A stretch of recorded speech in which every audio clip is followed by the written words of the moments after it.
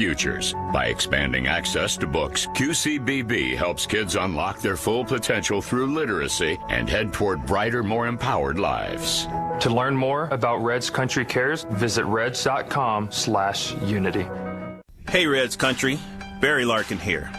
I played in games where one call changed everything. Safe, out, strike three. In baseball, the call can decide a moment. In life, sometimes a call can save one. For families waiting on hope, that call can mean a second chance. That's why I support Network for Hope. I am a voice of hope. To learn more and register, visit networkforhope.org. Reds fans, will you answer the call? The Sherwin-Williams Summer Sale is here. Get 30% off select paints and stains or 35% off our newest product, Emerald Symmetry, July 17th through the 27th. Whether you're refreshing your interior or exterior, we've got the colors to bring your vision to life. And with delivery, getting everything to your door is easier than ever. Shop online to have it delivered or visit your neighborhood Sherwin-Williams store. Retail sales only. Some exclusions apply. See store for details. Delivery available on qualifying orders. Reds fans, bring your family and friends and save big on concessions with Budweiser 3-2-1 Tuesdays. For all Tuesday Reds home games, fans can enjoy select $3 beers, $2 Bar S hot dogs, and $1 ice cream cups. This grand slam of a deal includes something for everyone. Get your tickets for Budweiser 3-2-1 Tuesdays at reds.com/Tuesday.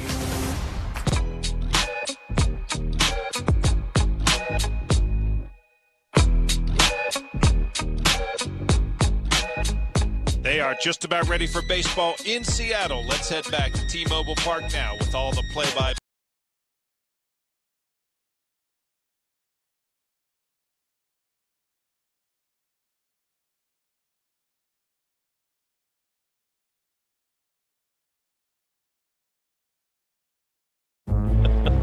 Okay, where's the napkin? No. Not yet. Not yet.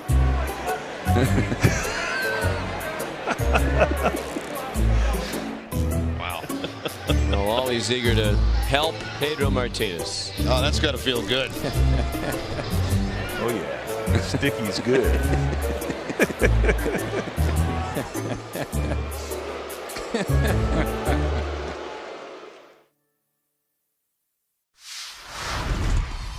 The name of the business is Legacy Catering. We all were talking about how Mom taught us all how to cook. She was a cook at the public school system for ages. So we all started to cook with her, so we decided, to do the business, so we went to figure out what we're going to call it. So we said, let's cook in honor of, our mother. So that's what Legacy came in. And just remember that Legacy Catering is about people, and this is what barbecuing is all about, and this is why we love it. Leading off against the lefty Brandon Williamson is O'Neal Cruz here. Oh, my. Fly ball, right center field, and O'Neal Cruz with his first Cruz missile of the year. Off the lefty, Brandon Williamson. Cruz crushes it. Pirates get the run back. They lead 6-1. That's a beautiful thing.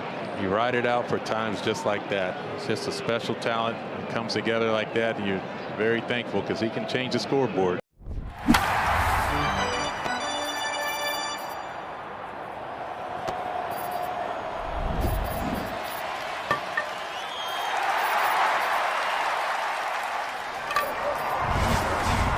Canzone, Raleigh, Naylor, Rayleigh, Robles, Emerson, and Wilson. Castillo pitching. Here's your umpires tonight. At home plate, Chad Fairchild. Bill Miller's the crew chief at first base. At second base, Chad Whitson, and Dylan Wilson is the third base umpire. Pleased as always to be joined by the crafty left-hander Chris Welsh. I'm Tommy Thrall. It's great to be with you tonight here in Seattle as the Reds try to even this series at a game apiece. Chris, you look at the starting pitching matchup, it's a pretty intriguing one when you have on one side Chase Burns and on the other side the former Reds ace. You're right. It's almost like Luis Castillo was Chase Burns before there was Chase Burns. And, of course, the Reds got a lot out of Castillo for a guy that they signed and really didn't give up a whole lot to get. They traded him for Dan Straley, if you remember that, way back in the day. Castillo, a right-hander that still has a fastball that and a good changeup and a nice slider. So on the surface, you're going to say, well, Castillo looks like the old Luis Castillo, but the difference is run prevention. He has not done that great this year, and that his earned run average is up around 5, although he's pitched a lot better in the last half dozen games than earlier in the year. He's coming off kind of a snoozer his last time out. Wasn't great for him, but overall he's been better after a really bad start to the season, which led him to pitching some out of the bullpen. So we'll see how it goes tonight. It's the Reds and the Mariners. Hope you enjoy it. Let's play. First pitch presented by Cincinnati Children's, changing the outcome together. Castillo coming off a game in which he lost, and the Mariners lost the Rays 7-2. He gave up 4 runs on 9 hits in that game and only went 5 innings. We'll see how he fares tonight. Castillo ready to go. Ellie standing in from the left side against the right-handed thrower. And here he comes. First pitch on the way, and we are underway, and it's a fastball that runs away from Ellie De La Cruz. And Chris, part of what made Luis Castillo so good in a Reds uniform, obviously the fastball plays a factor, but it was the changeup that was so good. Is that a pitch that's still just as good now as it was when he was in a Reds uniform as Ellie takes ball 2? Well, against left-handed hitters, it certainly is, Tommy. I mean, he's a guy that relies on that a lot. It runs away from lefties, has a little bit of sinking action. He normally attacks left-handers very aggressively inside with a fastball. Swinging in a foul tip over the outside corner with a fastball there to De La Cruz. It's 2-ball, 1-strike count. Ellie still hitting way ahead of the count. So really, he's 2 different pitchers. Against right-handers, his fastball slider. Against left-handers, his fastball changeup. Ellie swings, fouls it back. Ellie snapped a 6-game hitting streak last night, going 0 for 3. Did walk once and stole the bag. He's still hitting the ball quite well over an 18-game stretch, hitting over 300 at 315. Hitting 279 on the year is De La Cruz. Castillo's back into his windup, and he turns it loose. And it is off the outside corner. That's a full count. 3 balls, 2 strikes on Ellie De La Cruz. So Ellie putting together a nice at bat against Castillo. The payoff pitch is swung on and fouled off the catcher Cal Raleigh, unable to squeeze it.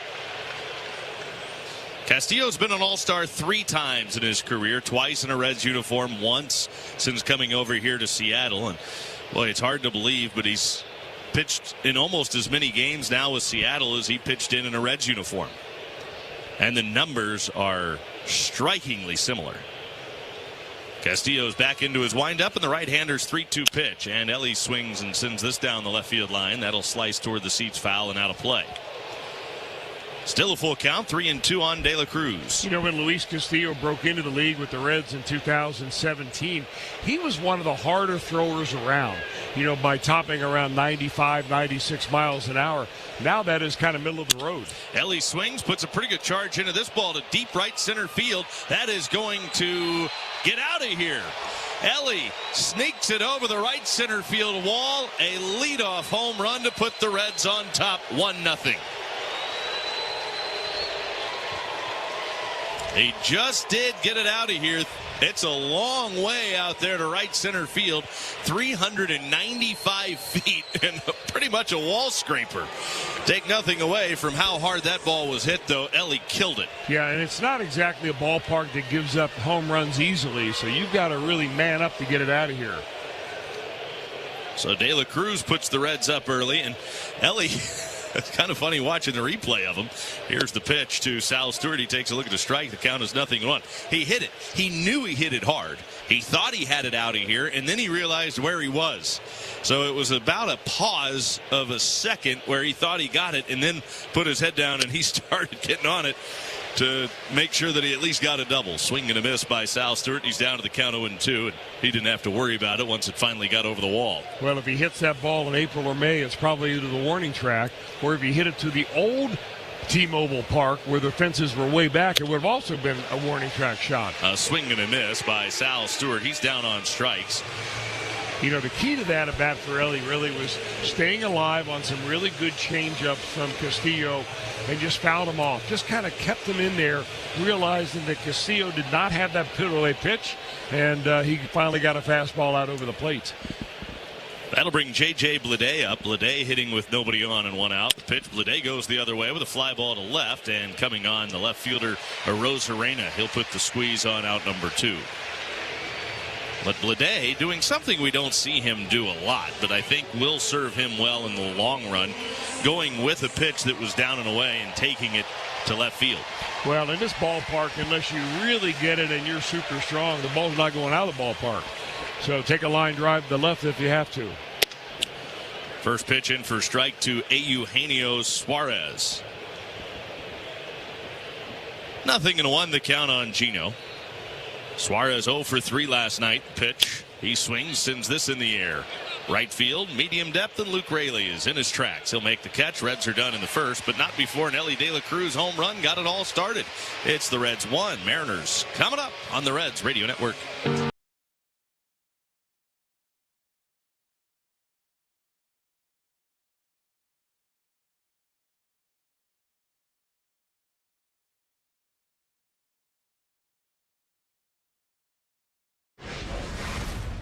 Gathers himself and he gets Benj on a nice play by Bryson Stott over there at second, diving to his left. One pitch and another one pitch out. Dead center field into the batter's eye for Francisco Alvarez. A solo home run gives the Mets a 1-0 lead. 1-2, swing and a miss. He struck him out. Ball in the dirt for Devin Williams. His 14th save this season and the 100th save of his major league career. Beatty has left the yard. 5th home run of the year comes off Nola here in the 7th. It's 2-0 Mets. His 2nd blast of the night, and back-to-back homers make it 3-0 New York. Strike 3 called. Phillies lose the challenge. Christian Scott has struck out 7 Phillies through 5 scoreless innings, and he and the Mets take a 1-0 lead into the 6th.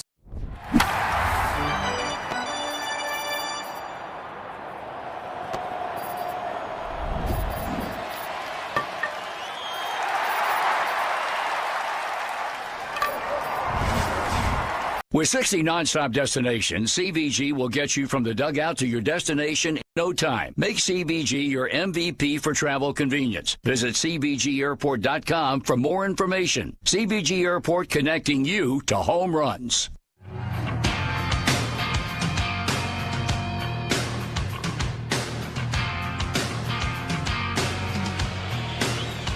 Chase Burns ready to go back to work for the Reds. Boy, he has been throwing the ball so well for the Reds this year, and certainly hoping that that can continue. Fresh off signing his 7-year, $105 million extension with the Reds that will take him through the 2033 season. First pitch is outside for ball 1 to Cole Young. Here's the wind by Burns and his 1-0 pitch to Young, and he swings and fouls it back left side. That leaving the count at 1 ball and 1 strike on Young. Young hitting .254, 13 home runs, 48 driven in, was held hitless last night going 0 for 3. Feet close together, back in the box. The pitch, and Young takes just a little bit low over the inside corner. It's a 2-ball, 1 strike count now on Cole Young. When Burns has been on the mound, the Reds have been winning.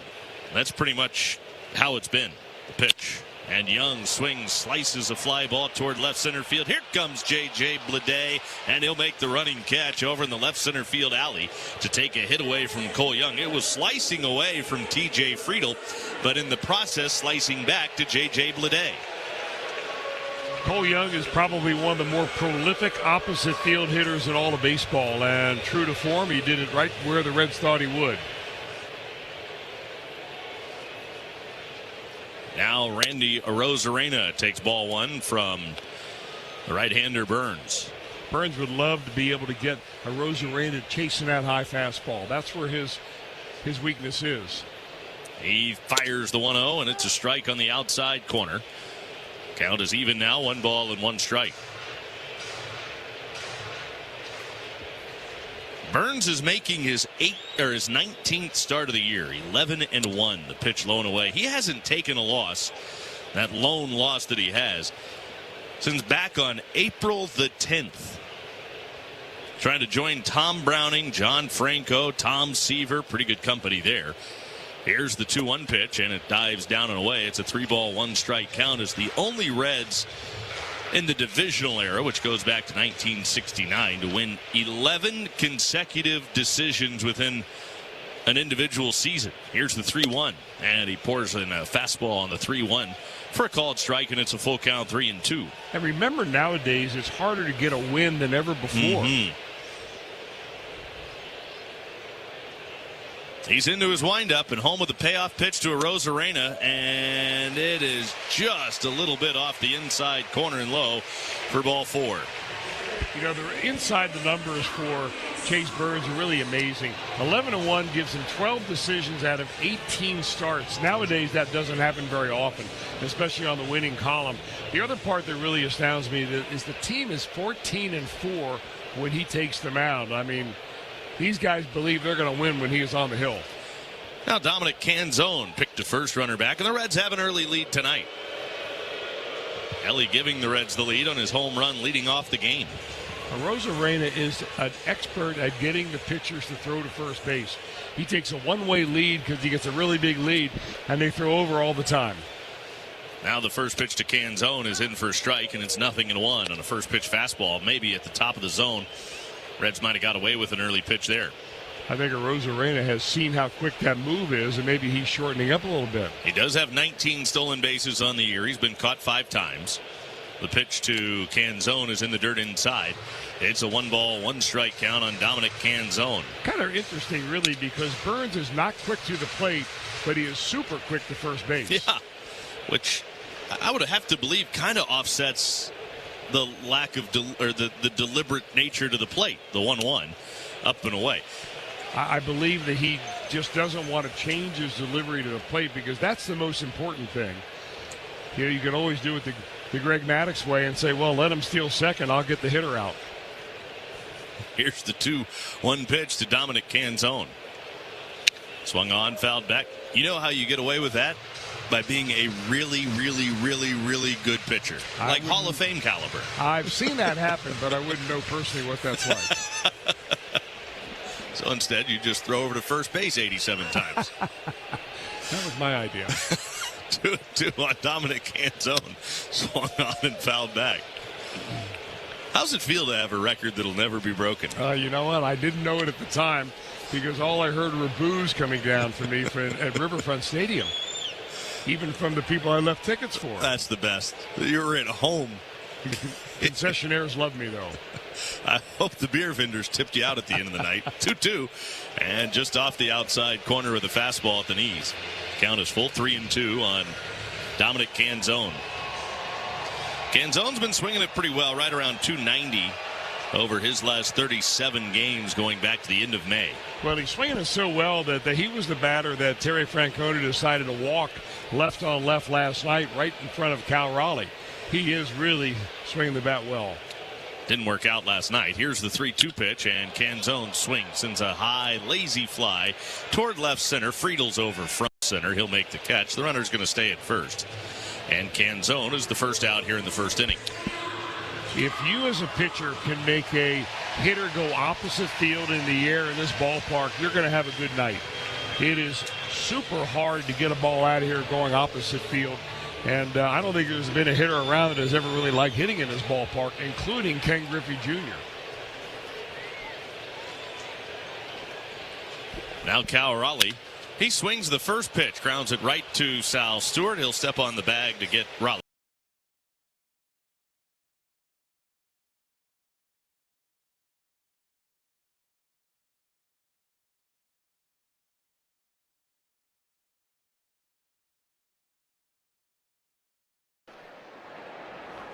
Line drive down the right field line. It's going to drop and score 2. Keith is home. Green right behind him. Torque over to third. Throw to second. Not in time. Kevin McGonigal, first major league at bat, is a 2-run double, and the Tigers take a 3-0 lead in the first. Welcome to the big leagues, Kevin McGonigal. 6th pitch of the at bat. Down the right field line in the corner. Off the top of the wall. Another extra base hit for McGonigal. Throw to second. Not in time. First 2 Major League at-bats. 2 doubles for Kevin McGonigal. How about Kevin McGonigal? Boy, showing how quick he is on those inside pitches. He's already at 60 in the 3rd. Works the count even. Cues it off the end of the bat. That's going to be a tough play for Bogaerts, and not in time. I don't know if it's surprised is the right word because McGonigal runs well, but he gets down that line really quick.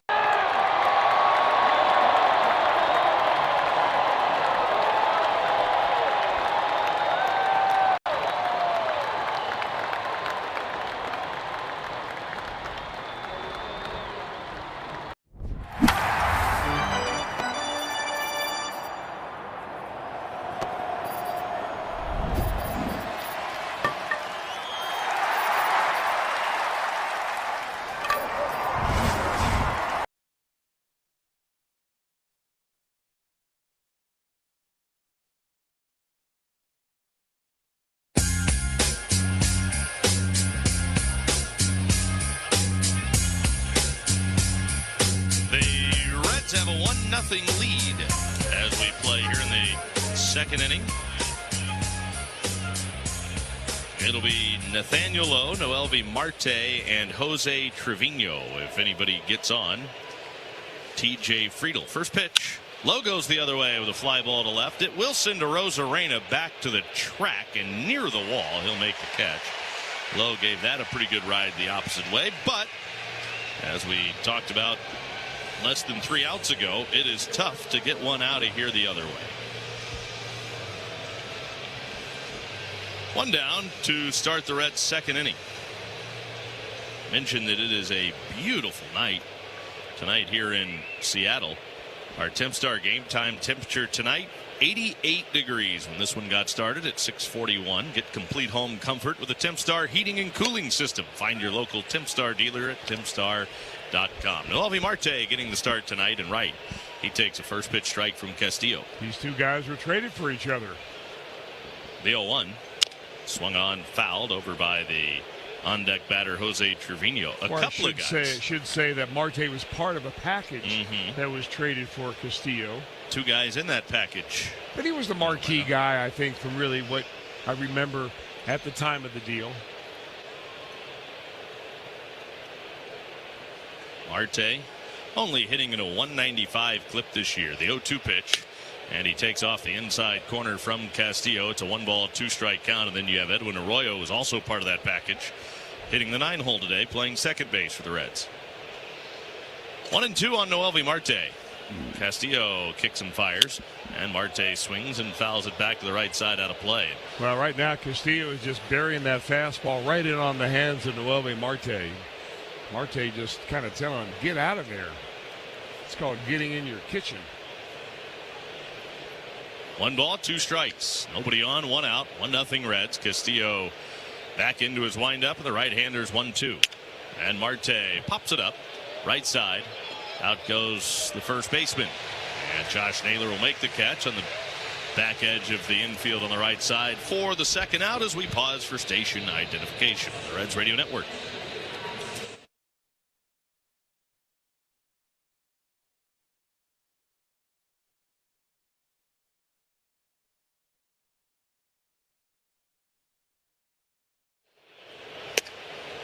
With Chris Welsh, I'm Tommy Thaw. Great to be with you in Seattle, where Jose Trevino takes a first pitch strike from Luis Castillo. Castillo back into his windup, and he fires up and away to Trevino, and that leaving the count at 1 ball, 1 strike. You know, the biggest difference when you're comparing Chase Burns and Luis Castillo is really their arm slot. Burns is right over the top, and Castillo is kind of a low 3/4. 1-1, swing and a miss, and Trevino lost the handle on the bat. It goes flying to the backstop. So that makes the shape of their fastballs different. Chase Burns, because he's right over the top, has a fastball that goes very straight, but it kind of rides a little bit in the zone. People say it actually rises a little bit.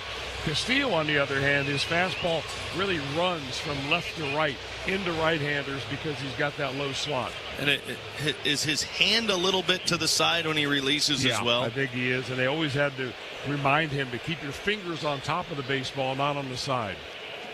Here's the 1-2. Trevino swings, fouls that off at home plate, but that's kind of what helps his changeup so much, isn't it? Yeah, exactly right. So you're playing with kind of a sweet spot right there. There's a spot on the ball where you want to be exactly where your fingers are kind of on top, but not too much on top, but they're not too much on the side. But his changeup is world class. 1-2, down and away. And that leaving the count at 2 balls and 2 strikes. Castillo spinning that slider down and away. Yeah, funny though, against right-handers, they don't see many changeups. They used to see it all the time when he was with the Reds, but now he's mainly fastball slider. 2-2 on Trevino, and Castillo turns it loose. In the dirt outside with the changeup, but that was nowhere near the zone, and now it's full count. Jose Trevino went 3 for 4 on Saturday. That was his last game. And 2 of those 3 hits were homers. Had a couple of RBIs on those home runs. He's been swinging it quite well in his last 12. Hitting a 357 clip. Now he swings and grounds one back up the middle past the shortstop Emerson. That's into center field for a 2-out base hit for Jose Trevino. You know, I believe that if you pitch Jose Trevino in that spot, which is right across the letters, middle of the plate, he probably hit 350 or maybe even 400 because he loves that pitch. Both of his home runs came on that pitch in Colorado, and he gets another base hit right here. Identical spot. So he's aboard with 2 outs, and that'll bring T.J. Friedel up. Castillo home to Friedel, and he takes a strike on the outside corner. 0-1 on T.J. Boy, good-looking crowd tonight again here in Seattle. They pack them in tight.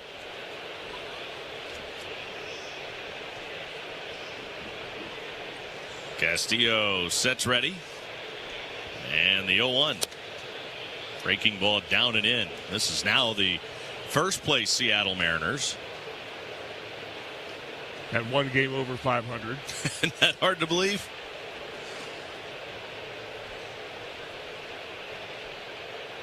Castillo readies, and here he comes. And Friedel takes a breaking ball that misses down and in. It's a 2-ball, 1-strike count on Friedel.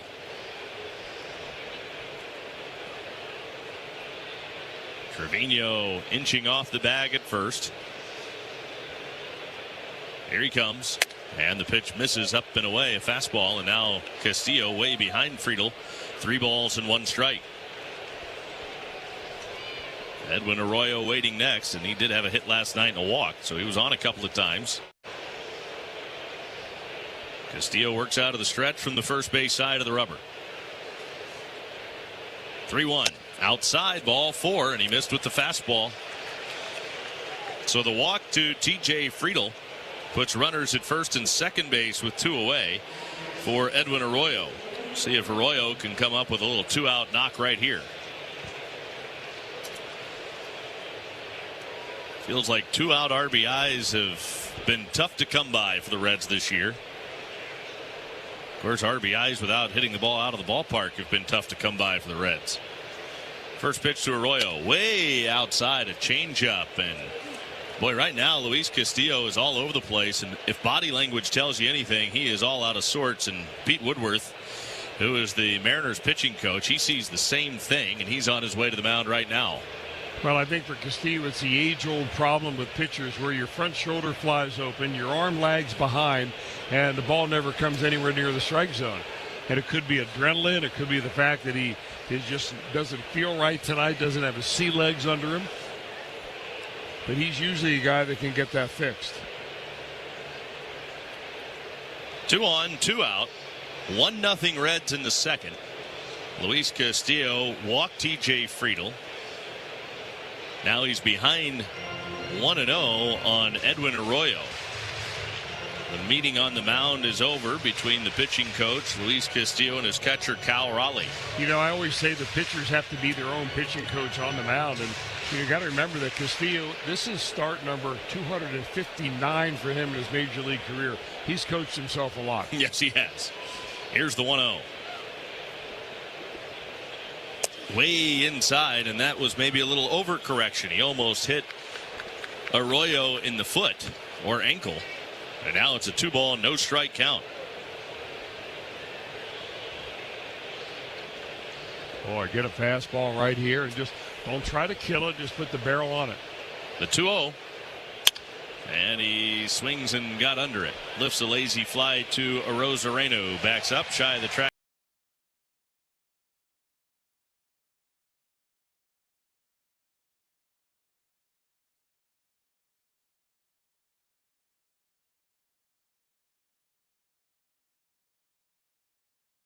Baseball's brightest stars take the field for the Major League Baseball All-Star Game. Baseball brings us together. Last time you guys went head-to-head, it was a little more stressful. This is a little more chill of a day. This is much better. I can give Schneid's a big old hug. All is right. Mike Trout is playing in the All-Star Game. And the Yankees have all 3 runs batted in. Front door sinker's probably a bad idea, huh?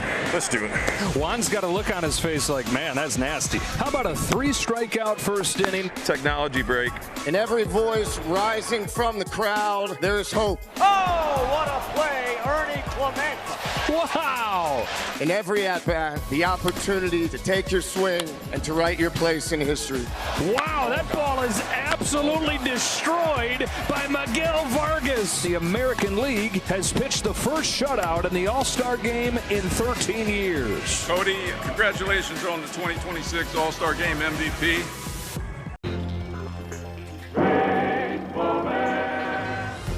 Where are you from? Chicago. 1 ball, 1 strike to Listad, and he lines one into left field. That's going to drop in front of Bo Jackson. Nielsen around third, coming to the plate. Goal! And Bo throws him out. What a my, what a wow, that Bo Jackson the bound and hit with the arm. I'm impressed, and I'm not usually impressed that much. Offering buy 2 windows, get 2 free. And for a limited time, Reds fans can get an additional $1,000 off a sunroom using promo code GOREDS. Call or schedule your free estimate online at championsavenow.com.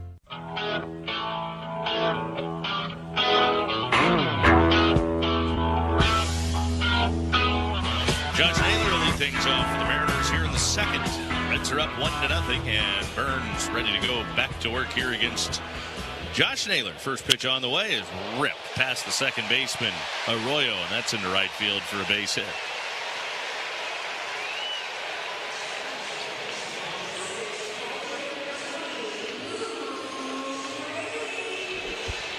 Well, Naylor didn't wait around. Got a high fastball and got on top of it. And I think that's one of the keys. You know, Naylor is kind of an old-fashioned hitter. I mean, he just goes up there, doesn't really worry about his swing. He just sees the ball and hits it. Sometimes he looks terrible. Sometimes he lays out a rope. And the pitch is low and inside for ball 1 to Luke Raley. 1-0 now on Raley.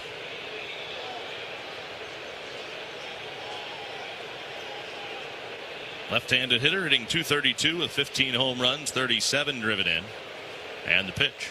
A wave and a miss. And the fastball down and in. That is an even 1 ball, 1 strike count.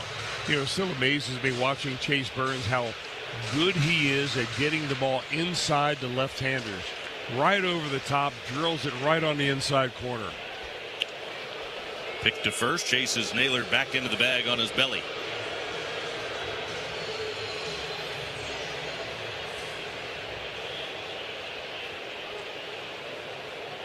Right-hander readies.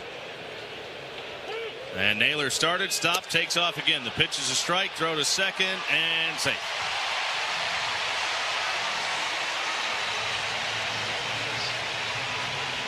You know, you're right. He did start, and then he stopped and started up again. He almost stopped himself into being thrown out at second base. He would have had that base standing up if he had just kept going.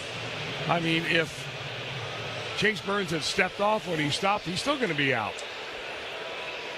But now I see why he's got so many stolen bases. He is somewhat fearless. A swing and a miss, and a breaking ball down and in, and Luke Raley strikes out. 1 gone here in the second with a runner down at second base. And now Victor Robles.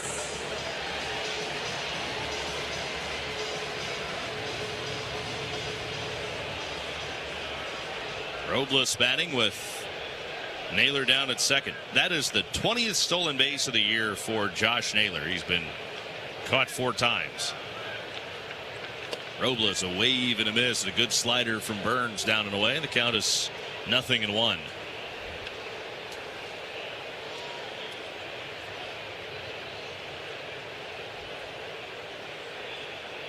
Naylor leading away from second.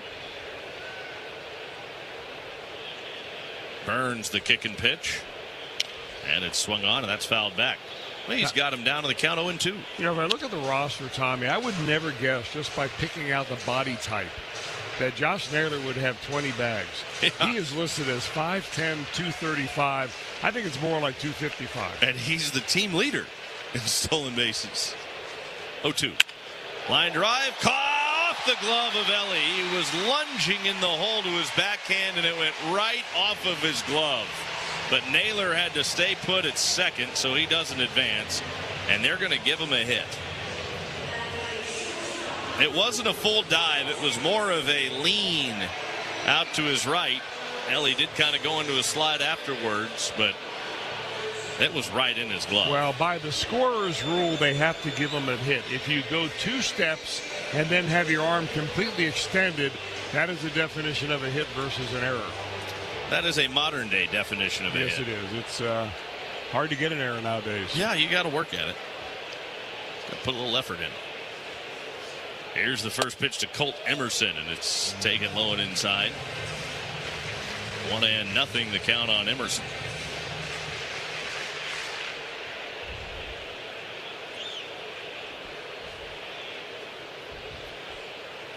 Burns to the plate.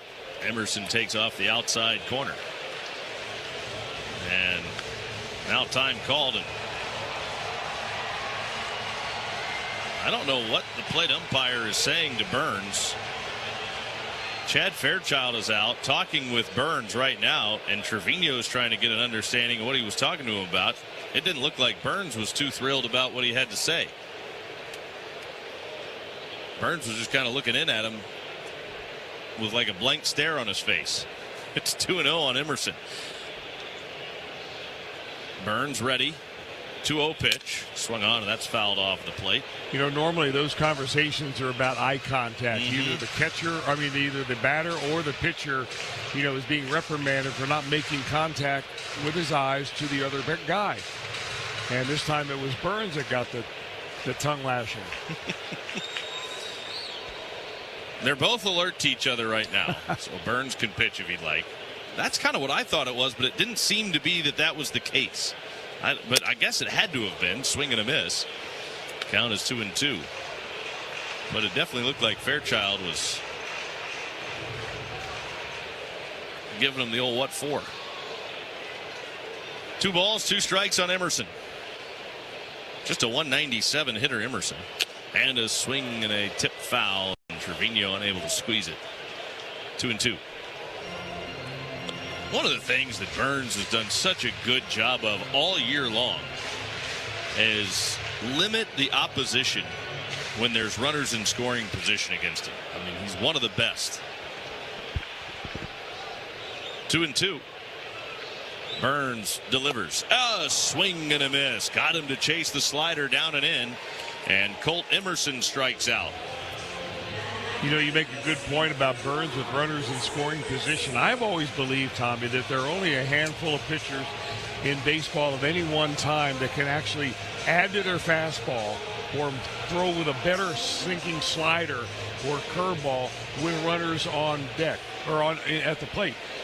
It's not easy to do that, but it seems to be on call for Chase Burns. Yeah, I think he's really learning quickly as he goes how to add and subtract and find that extra gear when he needs it. Down and away with ball 1, a slider to Wilson, the number 9 hitter, Weston Wilson. Of course, most of those pitchers are resting in the Hall of Fame right now. There are a lot of those that have done that over the years. That's why I'm surprised you don't see more pitchers try to do it. The 1-0 swung on, and that's tipped foul in the mid of Trevino. But I think the reason is there's a lot of guys that don't want to get beat with lesser stuff than their absolute best on any given pitch. And that's been like that for a long time. The 1-1. down and away with a fastball, and it's a 2-ball, 1-strike count. When I met my first college coach down there at University of South Florida, Robin Roberts, who, by the way, is in the Hall of Fame, he told us, boys, you get a runner at third base, just add a foot to your fastball. And we said, what you're seeing is what we got. Here's the 2-1. Swing and a miss. Fastball away, 98. And a wave and a miss by Weston Wilson. The count is even at 2 balls and 2 strikes. Well, he has simply overpowered the last couple of hitters and would really love to put him away on this one. I would think he could overpower him in the zone if he so chooses.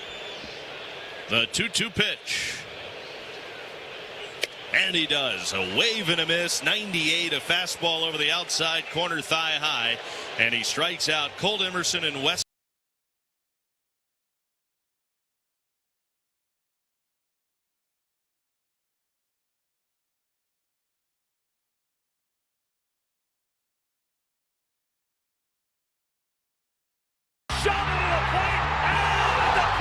Pop quiz. How do you go from Captain Clutch to the Iron Horse through a milestone and a marathon?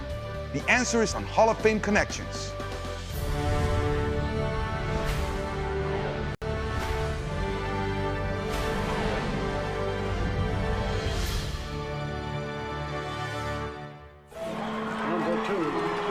The captain, Derek Sanderson Jeter, is one of the winningest players in Major League history. He was wearing these very batting gloves when he notched one of those most memorable hits, the 3,000th of his career. Are we supposed to spit in them like they do the batting gloves? No spitting. This is a non-spitting museum. 3,000! History with an exclamation point! He's just the second player in history whose 3,000th hit was a home run. The first was a former teammate from the Yankees' 1996 World Series championship team. But before he began his Cooperstown-bound career, Bonds would cross paths with another future Hall of Famer. September 6, 1995, the Iron Man played his 2,000th 131st consecutive game, surpassing the unbreakable record of the Iron Horse. Now that's how you pass the torch. Catch every episode of Hall of Fame Connections on MLB.tv and discover your own connections to the game at baseballhall.org.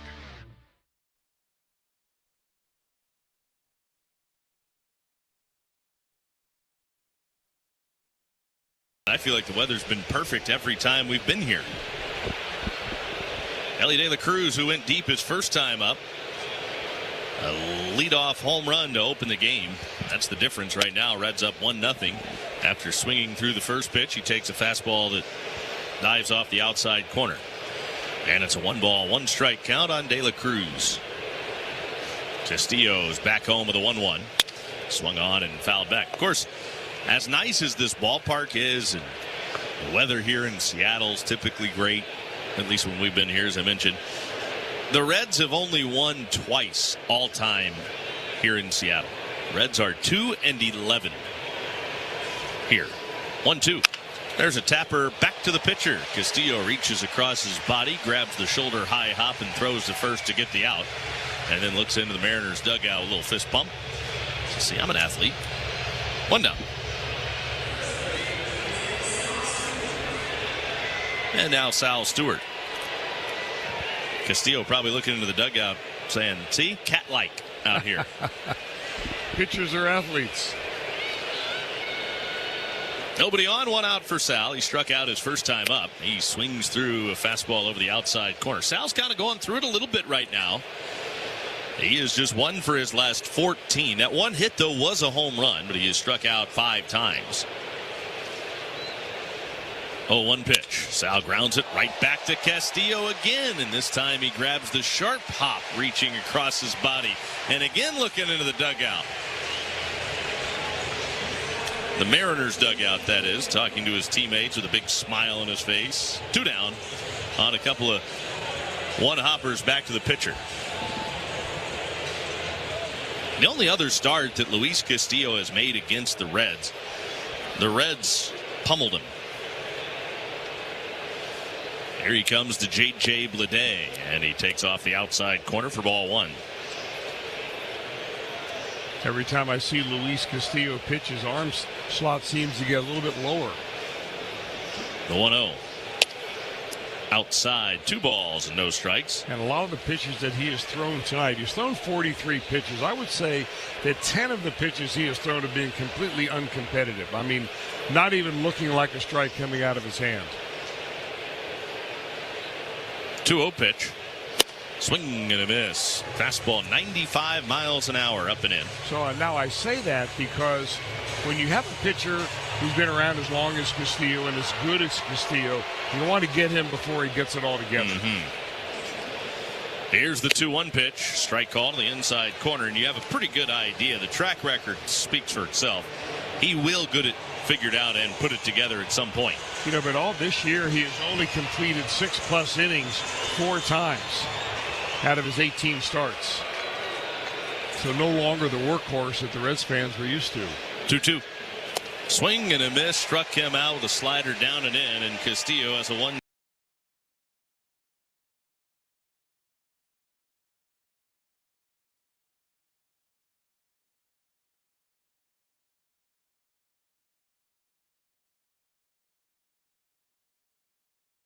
And it'll be Sweeney backpedaling, and he can't make the play.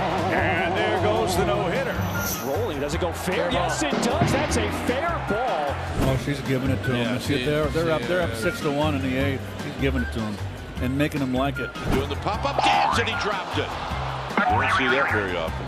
Abrams is going to think about going to third. The throw too high there. Abrams dives back in. Tag applied this time by Riley. What just happened?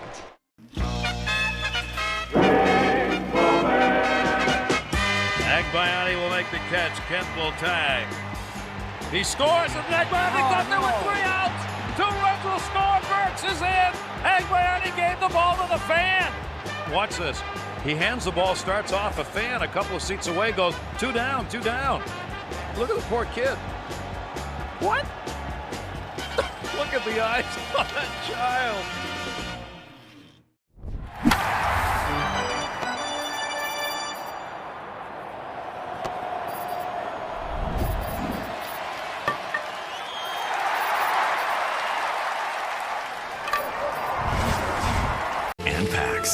Let the good times cruise with Sun Cruiser.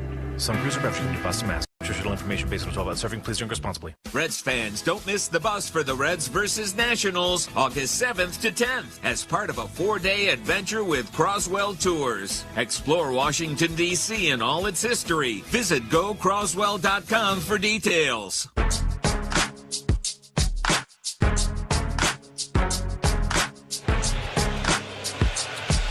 1-0 Reds have the lead as we play here in the 4th inning. Actually, bottom of the 3rd. You got to play the bottom of the 3rd first. A swing and a miss. The breaking ball down and in to Cole Young. And the count is 0-1 on Young.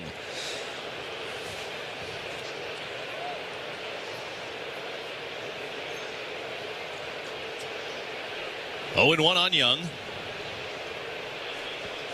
The 1 run for the Reds was the home run by Luis Castillo. The 0-1. Ground ball up the first base line. Handled by Stewart.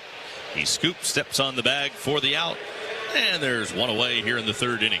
The Reds and Avocados from Peru have teamed up to give you a chance to win a new 2026 Toyota Tacoma SR or a Reds VIP experience. To enter, you'll need to register at reds.com/AvoReds and follow at Avos from Peru on Instagram. A fastball is in for a called strike to Randy Arozarena.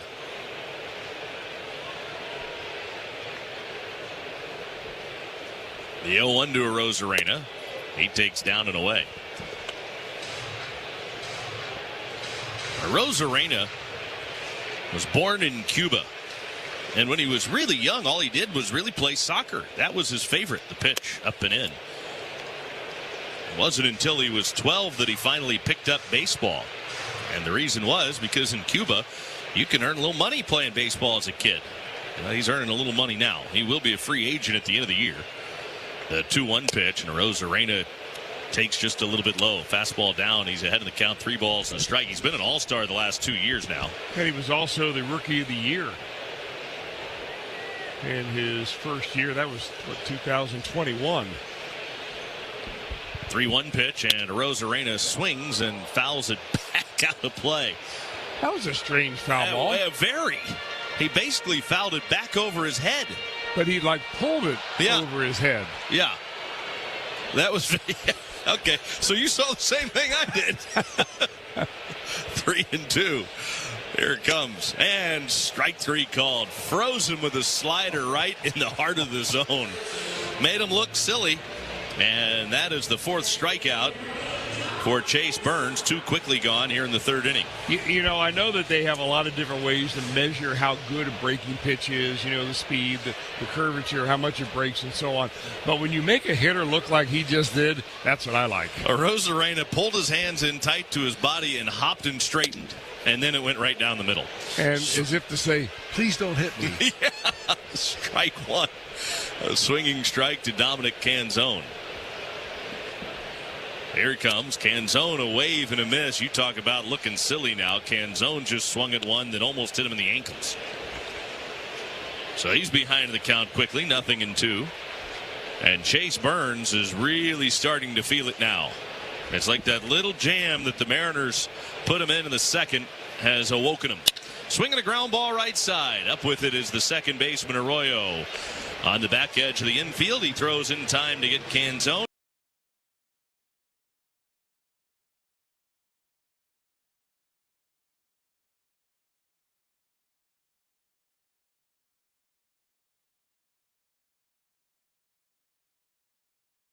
So the museum opens in 1999.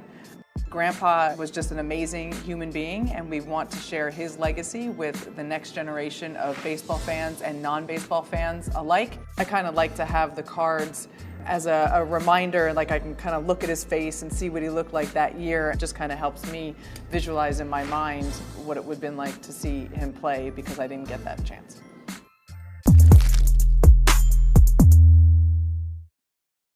The MLB app.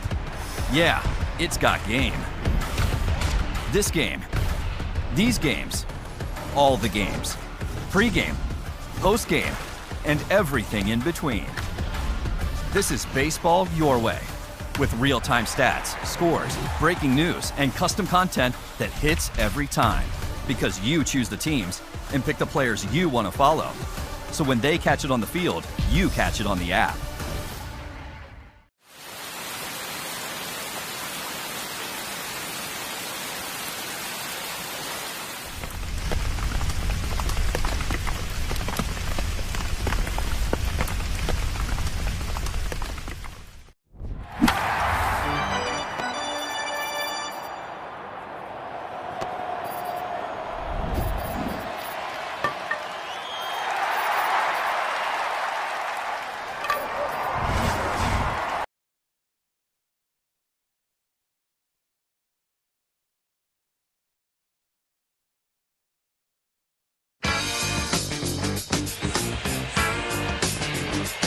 Reds come to bat here in the 4th inning.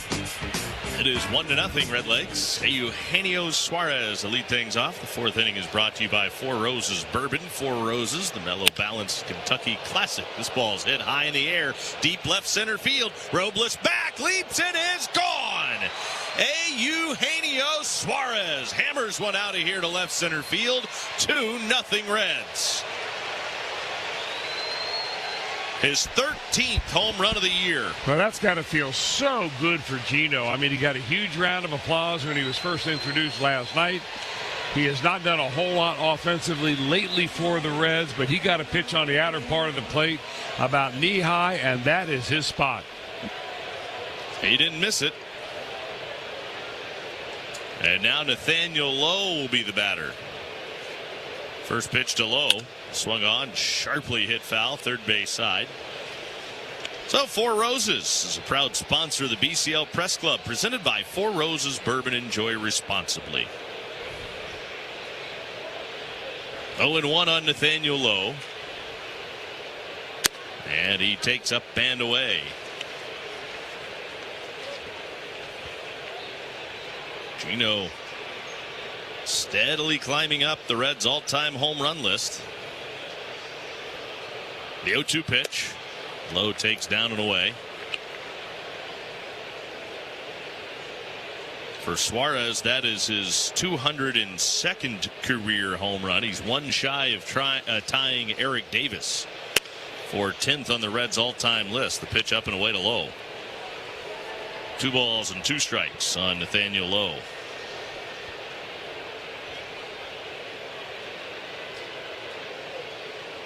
Two. Line drive right to the third baseman, Weston Wilson. Shifted over towards short a little bit. 1 down here in the 4th. Let's pause for station identification. Up and down the Reds Radio Network.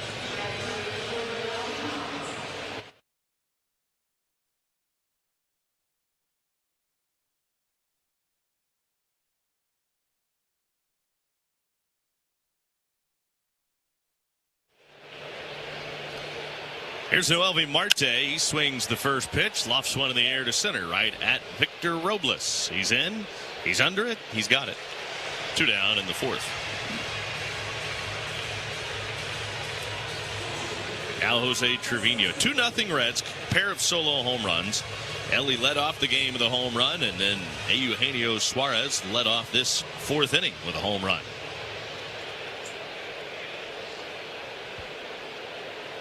Trevino's been on some kind of tear. The pitch, breaking ball in there for a called strike. Count is 0-1. I mentioned that he's hitting .357 over his last 12 games. He missed about a month. Pitch, swinging a tapper back to the pitcher. High hop, but Castillo able to reach up and glove it and flip it to first in time for the out. Trevino is retired. That does it for the Reds in the 4th. But a home run.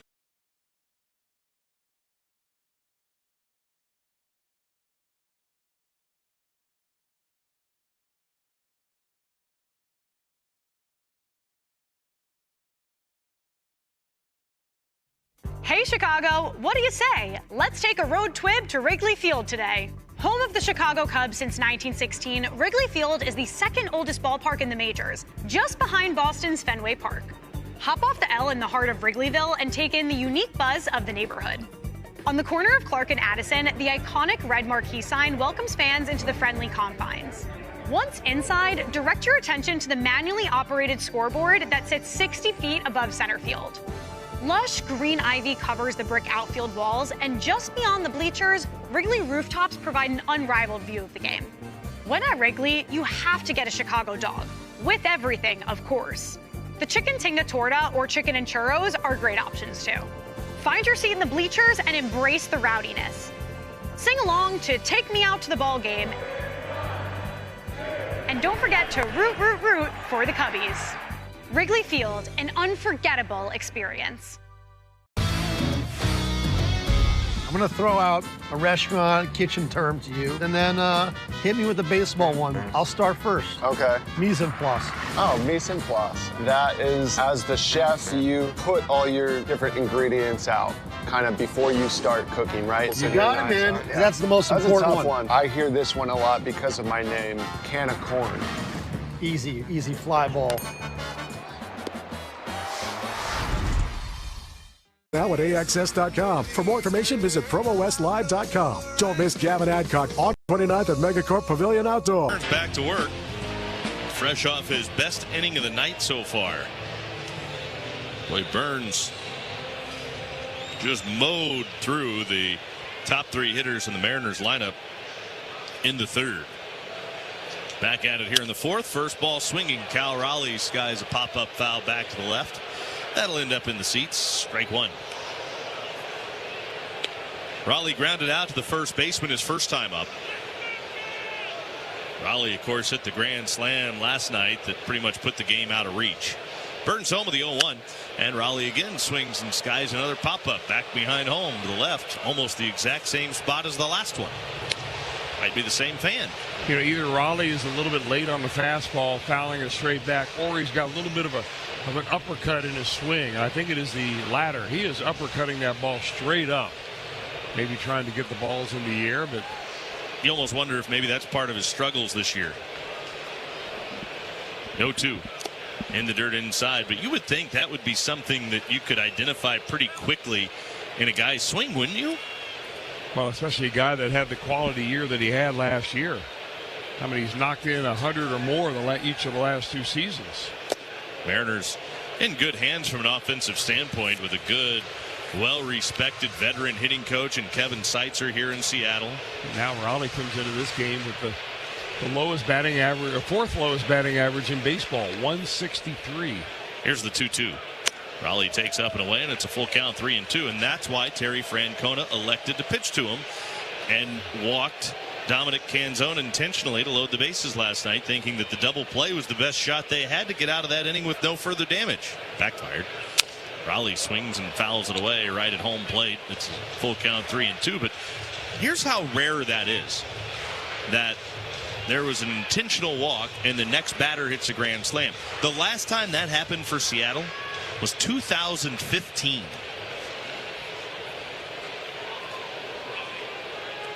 And it had to happen against the Reds. Yeah, wouldn't you know it? 3 balls, 2 strikes. Back into his windup. Here it comes. Ground ball again. So here, this at bat, though, is a kind of a case in point about Chase Burns. He threw 2 fastballs right by Cal Raleigh, fouled him off the first 2 pitches. Then he nibbled around with a couple of sliders. Raleigh's now fouled off a couple. All of a sudden, it's turned into a long at bat. Here's the pitch. Breaking ball down low, and he walked him. Checks his swing in time. Raleigh will head to first with a lead-off walk in the 4th. You know, I really do believe that even though strikeouts are sexy, it is a lot better for your best pitcher on your ball club to go 1 more inning deep into a ball game. And you do that by trying to get hitters out in 3 pitches or less. Hard to be critical of Burns because he's such a great pitcher, but you know, that is a good example of where he could improve a little bit. Josh Naylor takes off the inside corner. He's a really good pitcher right now. You start doing that, and that takes you to that level of elite. Yeah. And I think that's something we've seen Hunter Green do. We said the same thing about Hunter Green early in his career. The pitch to Naylor is low and inside for ball 2. 2 balls and no strikes. And now here you see Hunter Green mowing through lineups when he's on, consistently getting deeper into games because he's not having those long, drawn-out, extended at bats anymore, and he's still getting the strikeouts. And it's like the light went on. Yeah. 2 balls, no strikes, the count on Naylor. Burns the plate. Naylor swings and muscles one out into short center field, just out of the reach of Ellie. That'll fall in front of T.J. Friedel for a base hit, so Naylor has his 2nd hit today. And now the Mariners, after the leadoff walk, have runners at first and second base with nobody out.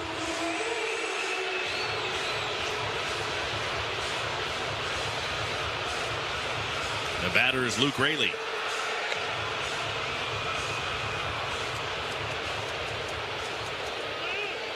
Raley struck out his first time up, so here you go. It's a very similar situation to what Burns was dealing with in the 2nd. The Mariners had a couple of men aboard, less than 2 outs. Burns ended up getting out of that jam with 3 strikeouts. Suarez playing in at 3rd like they might be looking for a bunt. Pitch to Raley. Fastball misses way too high on the outside corner. 1-0 on Raley. Raley, a .232 hitter on the year.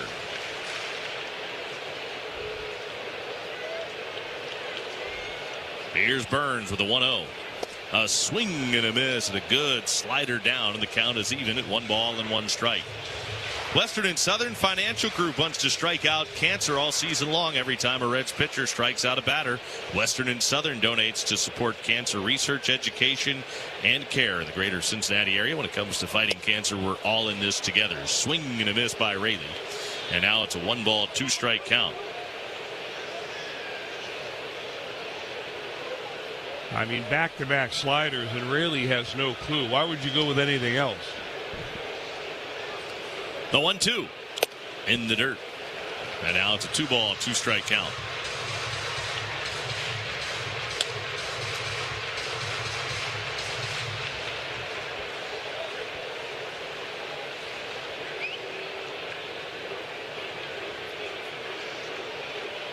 Two and two on Raley. Burns to the plate. A swing and a miss. Back to the slider. Down and out of the zone, and he gets Raley again. 5 strikeouts now for Burns. Second time he's got Luke Raley. Actually, that was 4 sliders in a row to Raley, and why would you even vary off of that pitch? He started him with a fastball, then after that, nothing but sliders. Well, the Reds had trouble turning the double play last night. 3 chances, they didn't execute any of them. Now the Reds could really use a double play. They've got Victor Robles at the plate, who was 4 for 4 last night. Singled his first time up tonight. He's now 5 for 5, the pitch. And Robles takes down and away for ball 1. 5 for 5, that is, in this series. Keep in mind, he only had 5 hits in his previous 40 at-bats over a 15-game stretch coming into this series. The 1-0 to Robles. He swings, gets it in the air to center field and shallow.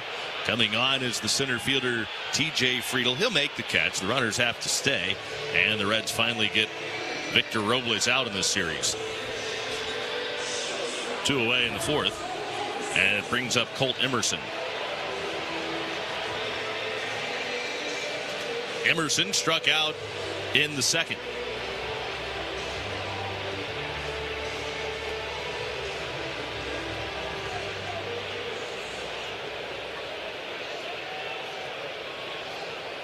Emerson, first-round pick, a high school selection. The pitch, Emerson, a wave and a miss, strike 1. He was drafted out of John Glenn High School in New Concord, Ohio. Made his major league debut back in May. 20 years old, just turned 21. Swung on and fouled back, out of play. He was the Ohio Gatorade Player of the Year. He had 446 his senior year back in 2023 at John Glenn High. 0-2 pitch to Colt Emerson. Swung on, and that's fouled back again. Still no balls and 2 strikes on Emerson. New Concord, just east of Columbus. They're on I-70. That's where John Glenn actually grew up. That's why he has a high school named after him. No balls, 2 strikes. The 0-2 pitch, swinging a ground ball, foul, first base side. Still no balls and 2 strikes on Colt Emerson.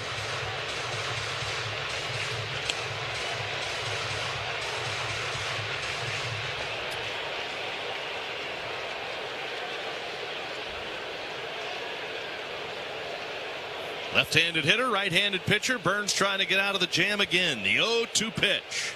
Swung on and fouled back again. And another at-bat here where it turns into an extended at-bat, with Emerson continuing to foul away these 0-2 offerings. Already 5 pitches in this at-bat. Again the 0-2. And a wave and a miss. A sword swing and a high slider down on strikes Emerson. And the inning is over. So Burns has punched out 6. He works around the back.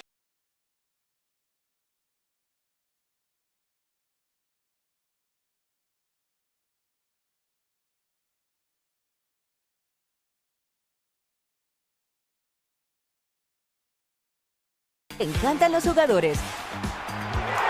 Te encanta el juego. ¡Y se fue! Ahora puedes ser el dueño de grandes momentos del béisbol. MLB Auction te permite participar en la subasta de bates, bolas, jerseys autografiados y más, con artículos de tus equipos de grandes ligas favoritos, leyendas y jugadores agregados toda la temporada. Cada artículo es autenticado por MLB para asegurar que lo que llega directamente a tu hogar es original. ¿Quieres una parte del juego? Visita auctions.mlb.com. Mariano Rivera, cutter man, what can you say? Because lefties had no chance against him. Randy Johnson. All you want to do is try to make contact and put the ball in play. Don't get hit in the head and just try to pull it in play. Mr. Greg Maddux, another great teammate, great player. Hey, this is a beautiful card right here. This card tells you and lets you know that I got him. When you see that finish high, you know that he's in the books. Oh, was that ball crushed?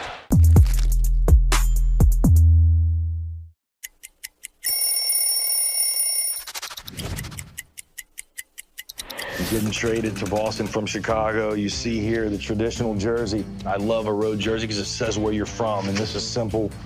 clean and cool. And then you see this patch right here. This is from the 2013 postseason run, which was unlike anything I had ever been a part of, to punch through and hoist that trophy. Boston strong forever, baby.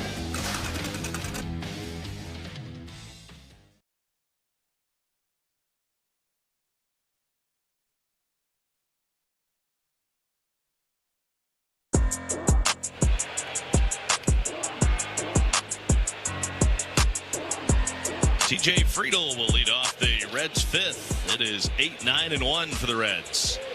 Here in the fifth inning, 2-0 in favor of the Redlegs. Luis Castillo goes back to work and fires home the first pitch to Friedel. Tries to drop down a bunt, but missed it. Strike one. Friedel kind of running up out of the box as he tried to lay down the bunt. 0-1 on Friedel. Third baseman Wilson is in tied on the grass. First baseman Naylor way back. Friedel probably wanting to bring that bunt with him. 0-1 pitch. Takes off the outside corner. A changeup from Castillo. Evens the count at 1 ball and 1 strike.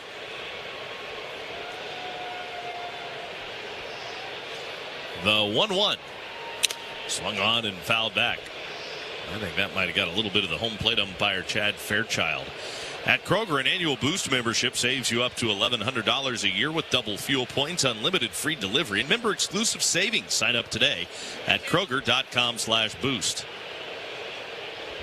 And now the catcher Cal Raleigh will go out to Castillo, chat with him to give the home plate umpire Chad Fairchild a little bit of a moment to collect himself after wearing that foul ball off his mask. Fairchild looks to be okay. They won't charge Raleigh with a visit there. It was a courtesy visit. You know what? That was something at first when they instituted the number of mound visits that you were allowed to have in a game, that it would count against teams when a catcher would go out and give the umpire a courtesy visit to give him a little time. I'm glad that they don't enforce that in a moment like that. Breaking ball down too low. It's just kind of one of those feel of the game type situations. Yeah, I agree 100%. You want to keep everybody healthy, and that's one way you do it. You give them a little bit of a breather. 2-2 pitch. Up and away, and now it's a full count. 3 balls, 2 strikes. Castillo wanted it, but the pitch kind of hung high and outside to TJ Friedel. The count is full 3-2. I also believe they ought to give the pitcher a break every once in a while. Yeah, it'd be nice if they could figure out a way to do that. High and outside, that's ball 4, and TJ Friedel works the walk. He's down to first. His second walk that he's worked against Castillo tonight. Well, every batter is able to take a timeout during his at-bat. You know, when things start unraveling for a pitcher, I mean, a great example was the other day in Colorado when Brett Lauder had such a problem. He could have used a little bit of a timeout, you know, circle around the mound, play with the rosin, tie his shoestrings, and kind of get back locked in. He'd never get a chance with that runaway train going. Strike call on the outside corner. It's already a game. We talked about it, in fact, with Terry Francona before, how the game can speed up on guys. What does that feel like? What does it look like? There's a lot of layers to that. Here's the 0-1 pitch to Edwin Arroyo. Swinging a ground ball, base hit through the right side. Friedel had to stumble a little bit hopping over the ball, so he has to hold at second base, even though he made an aggressive turn. Raley is strong throw back in, and the Reds have runners at first and second base with nobody out. Going back to the top now, Ellie De La Cruz.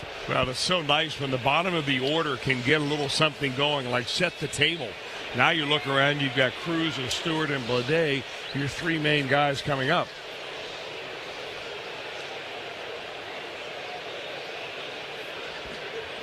Ellie homered back in the first, grounded back to the pitcher his last time up. 2 on, nobody out. Castillo sets the pitch to De La Cruz, and he takes high and outside a fastball up and away, 1-0. Reds already have a 2-0 lead and trying to add on and open it up a little bit here against Castillo in the 5th.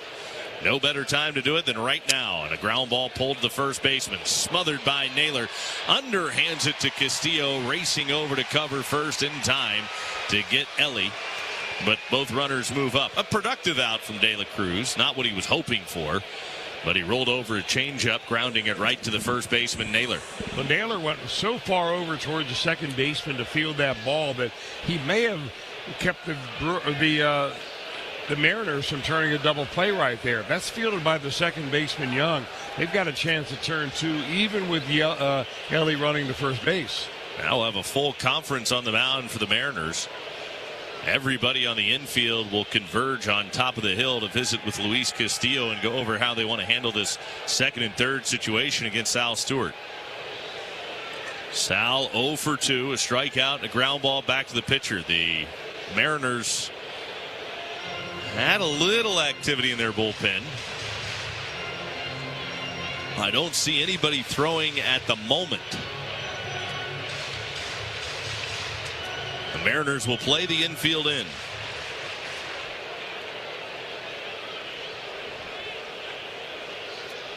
Big opportunity here for Sal. Stay within yourself right here. Just see the baseball and hit it. And now Castillo gets warned about the eye contact from the hitter. Sal, hands held high, waiting on Castillo. First pitch. Outside and high, a fastball, 1-0. 2-0 Reds. Second and third, one out. The outfield plays Sal the other way. Big gap in left center. The 1-0. And he takes a slider off the outside corner around the knees.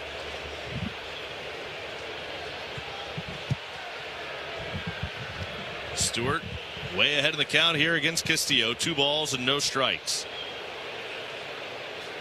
2-0 pitch. Swung on, fouled back, right under us. 2-1. Nice little 2-0 slider right there by Luis Castillo. Had Sal a little bit out in front. Sal guessing heater. Went away with the first 2 pitches, then came over the inner half with that last pitch. The 2-1 to Stewart. Swing and a miss on a fastball right down the middle. You slow him down and then you speed him up. Count is even. 2 balls, 2 strikes. Friedel's at third, Arroyo at second, 1 out, infield in, 2 balls, 2 strikes on Stewart. The right-hander readies, and the 2-2 pitch. Swing, and it's a fly ball center field.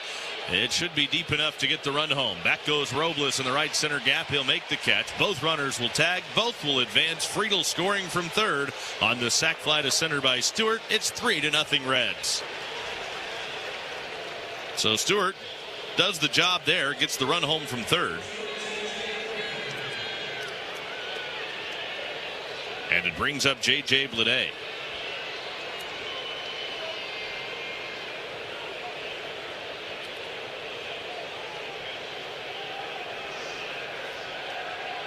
Castillo brings it in, and Bleday swings and pops it foul back to the left, out of play.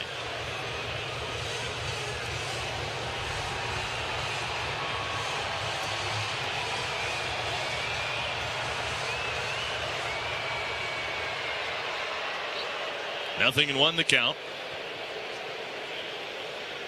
0-1 pitch. And Bleday swings, sends a fly ball fairly well hit left center, but again on the run Robles, and he'll make the catch. Just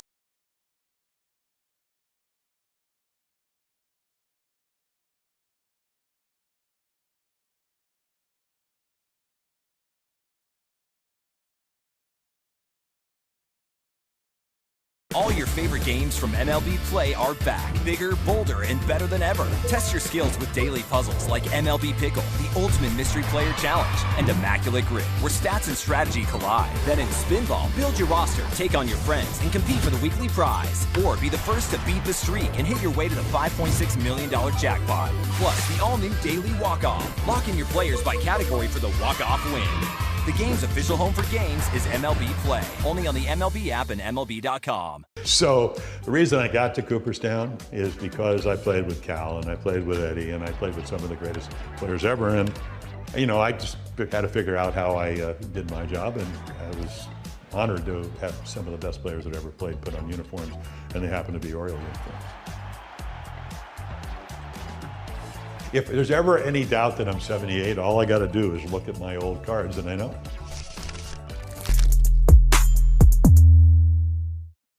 Te encantan los jugadores. Te encanta el juego. ¡Y se fue! Ahora puedes ser el dueño de grandes momentos del béisbol. MLB Auction te permite participar en la subasta de bates, bolas, jerseys autografiados y más, con artículos de tus equipos de grandes ligas favoritos, leyendas y jugadores agregados toda la temporada. Cada artículo es autenticado por MLB para asegurar que lo que llega directamente a tu hogar es original. ¿Quieres una parte del juego? Visita auctions.mlb.com.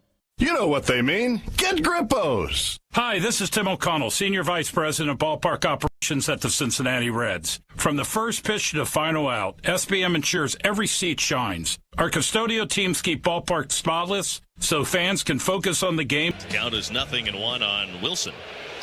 Wilson struck out in the second. The pitch in the dirt outside. That'll leave the count. 1 ball and 1 strike. Burns has struck out 6 through 4 innings of shutout baseball. The Mariners do have 3 hits. They have left 5 on base.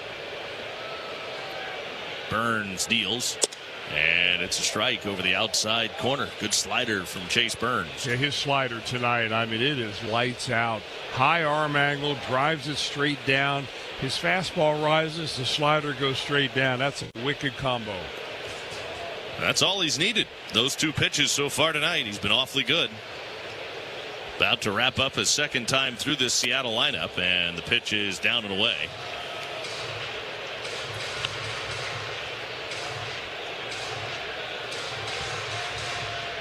Two and 2 on Wilson. Burns to the plate, swung on in the air. Left center field. Should be routine for J.J. Bleday over from left. He'll make the catch. And Wilson is the first out here in the 5th inning. You know, I think when you're in Colorado and you're trying to design a roster that will take advantage of your ballpark, you want to get fly ball hitters there. When you're here in Seattle and the way the ball doesn't fly, I mean, it's flying here today as hot as it is, better than it ever will all year long. You want guys that hit line drives. Pitch misses down and in. And into the dirt for ball 1 to Cole Young. Back to the top of the lineup now for Seattle. Although I kind of believe that line drives are pretty good no matter where you go. Yeah, those travel pretty well. Pitch is in there for a strike. Count is even 1 ball and 1 strike on Cole Young. Every once in a while you get one of those line drives just right and it carries on out of the ballpark. The 1-1 pitch. Young takes low and inside. It's a 2 ball 1 strike count on Young. If you're listening tonight on your car or truck radio, please remember to buckle your safety belt. This message brought to you by the Ohio Department of Public Safety. If you're not buckled up, what's holding you back? Fouled back left side. 2 balls and 2 strikes, the count on Young. Young is lined to left and also grounded out to the first baseman Stewart. 3-0 in favor of the Reds as the Mariners bat in the home half of the 5th.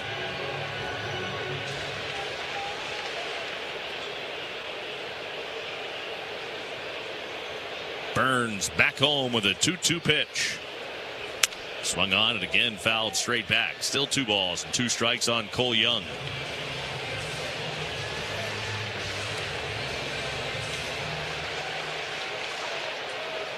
Reds trying to even this series.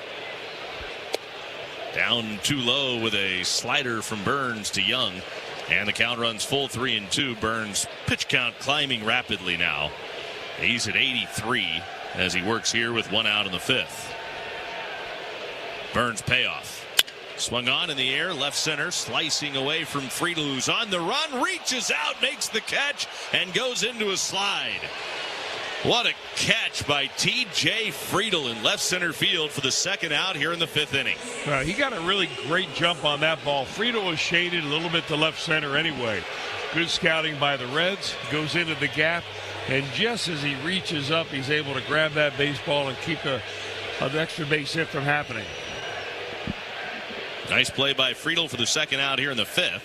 And now Randy Arozarena watches a first pitch fastball dip low. No. You know, it's a good catch by Friedel, no doubt, but also a good job by the Red scouting department to have him shaded in the line, or shaded in the left center field line a little bit. The 1-0. Arozarena fouls it back. The count is even 1 ball, 1 strike. A walk and a strikeout for Randy Arozarena so far tonight.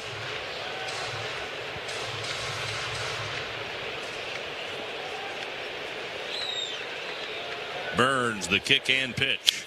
And Arozarena swings and fouls it back to the right. A ball and 2 strikes now on Randy Arozarena. Well, if you haven't been here to Seattle, this is one of the finest ballparks in America.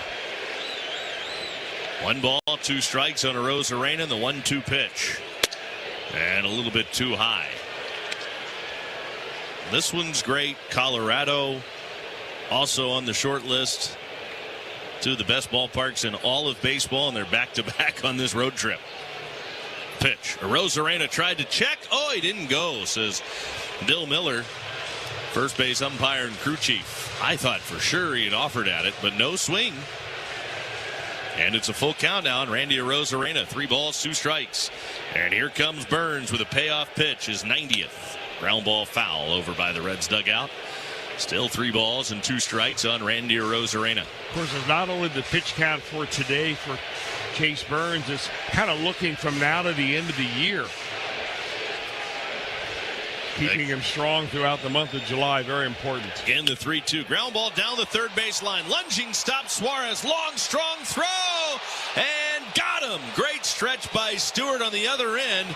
And the inning is over. Boy, what a play by Eugenio Suarez at third. Reaching out with the backhand pickup and then the twisting throw in the air a little bit to the right of first base. Sal with a big stretch, keeping his toe on the bag to get the out. And the inning is over, but not so fast. The Mariners want to take a look. Challenging the out call at first. So we'll get a look at it and see if, in fact, it is an out. It was a great play by Suarez at third. But Seattle wanting him to look at it in New York. I mean, that was a Nolan Arenado type play for Eugenio Suarez. I mean, way deep behind the bag. He was in foul territory. Came right over the top to throw it. I don't see anything that indicates whether or not Stewart was or wasn't on the bag. It was a good stretch by Stewart. He did all he could. Stretching out toward right field to take that throw while still stretching a little bit toward the throw.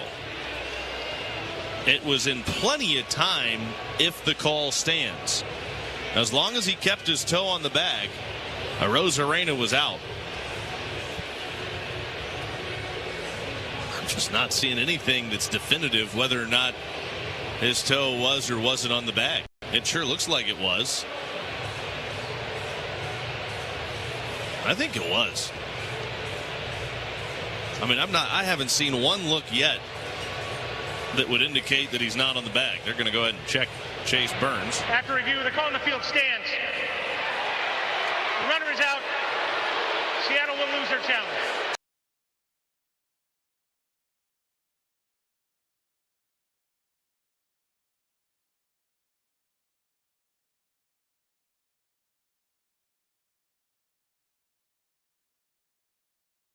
Jim Thorpe's resume reads like a work of pure fiction. So he's in the Pro Football Hall of Fame. He's in the College Football Hall of Fame. He got Olympic medals for the decathlon and the pentathlon. He's the greatest at I thought I was an athlete, Lindsay. Thorpe finished his Major League Baseball career with the Boston Braves in 1919, where he played alongside an outfielder named Les Mann. He invented this particular projector. And this is not all he's done, right? He started championing to get baseball into the Olympics. He finally succeeded for the 1936 Olympics, which was held in Berlin. The German government had discouraged other nations from sending Jewish and black athletes. We sent over Jesse Owens, and we sent over Mac Robinson, Jackie Robinson's older brother. Trailblazers like Thorpe and Robinson certainly lit the way for countless others to follow. Go to baseballhall.org to plan your visit to the National Baseball Hall of Fame and Museum in Cooperstown, New York, and catch every episode of Hall of Fame Connections on MLB.tv.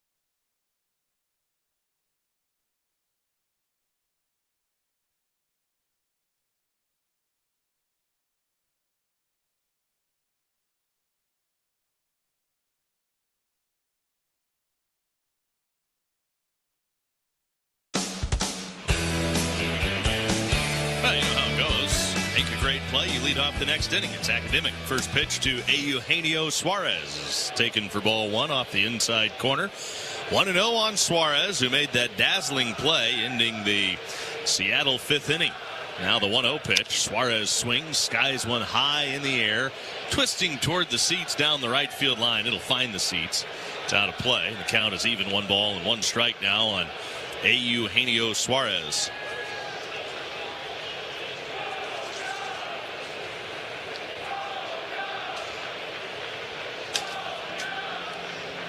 Three 0 Redlegs as we play here in the 6th inning.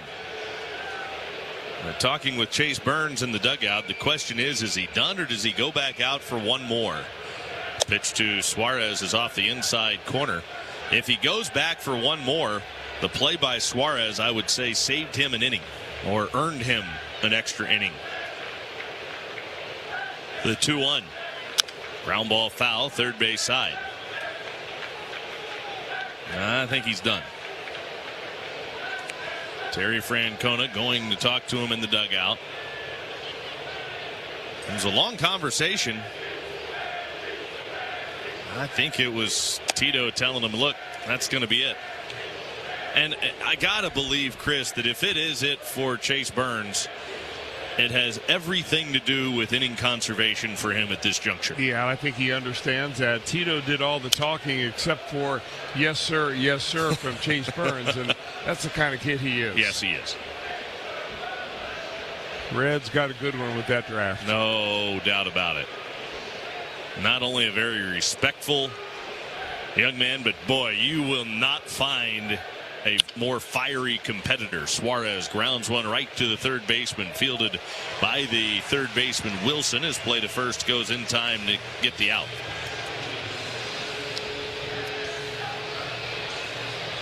One down here in the 6th inning.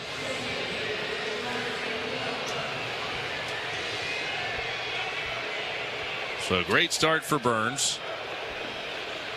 5 innings of shutout baseball, and Burns will in all likelihood be done with 6 strikeouts tonight. Pitch to Nathaniel Lowe is up and away for ball 1.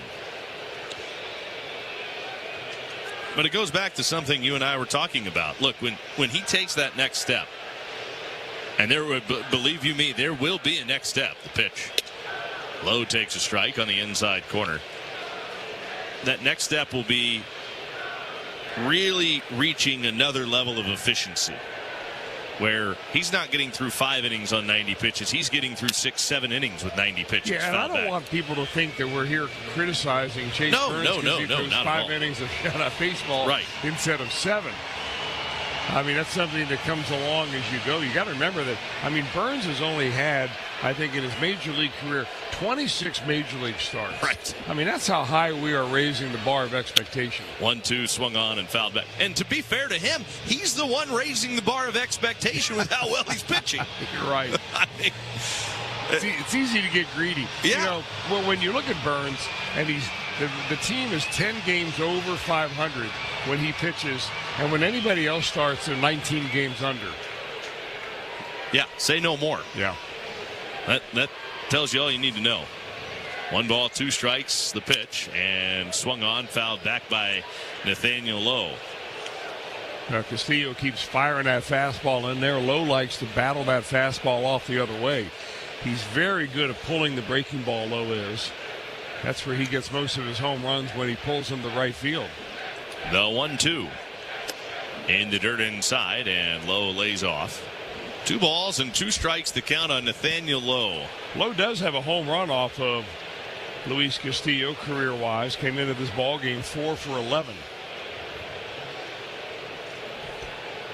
Now the 2-2 in the dirt inside as he spins a breaking ball too tight. Count runs full, 3 balls, 2 strikes.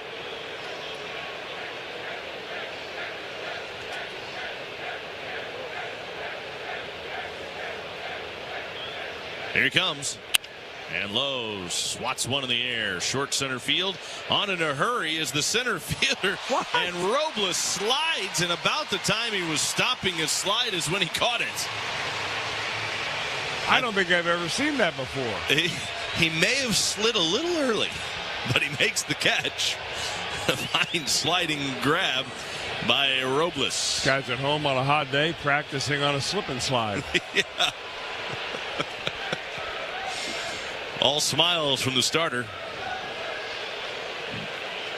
Now Noelvi Marte slaps one on the ground to the right side. Handled by Naylor. Gives it up to Castillo. 3-1 on the put out. Side retired. Reds are out in order.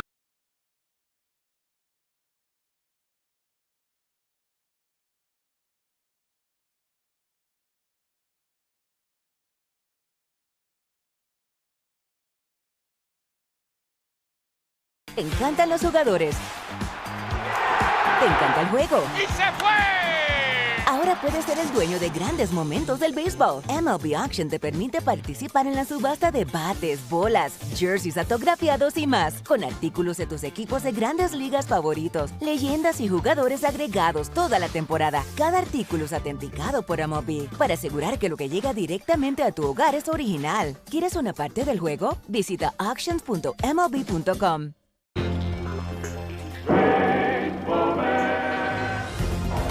Wind is really blowing. Dust and papers swirling onto the field. All-star ballots like a mini tornado out there. This will be a wonderful night for the grounds crew. Well, you never know what you're going to see. No, the players all turning away from that wind so they won't get the dust in their eyes. This looks like a scene out of a Humphrey Bogart movie. The first thing people realize is the history of Montgomery, and that history is real. So while that history is in the past, it also helps us move forward in a positive way. Just like a lot of other of the 120 minor league teams, the baseball is not what we do, right? The Tampa Bay Rays do a phenomenal job of sending amazing athletes here, and we let them handle the baseball, and we handle everything outside the line. Made the hard way, 2.5 gallons at a time. No shortcuts. Nationwide at Graders.com. Graders, taste the greatest.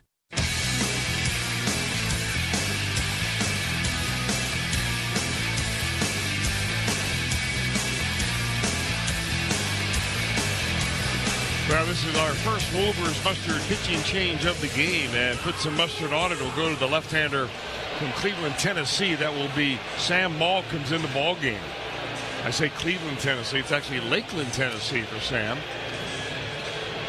And with 3 of the next 4 hitters left-handed, this is the reason why Maul is in there and summoned by Terry Francona. Well, one Tennessee product takes over for another. Maul goes to work against Canzone. First pitch on the way to Dominic Canzone. And it's in there for a called strike. 0-1 on Canzone.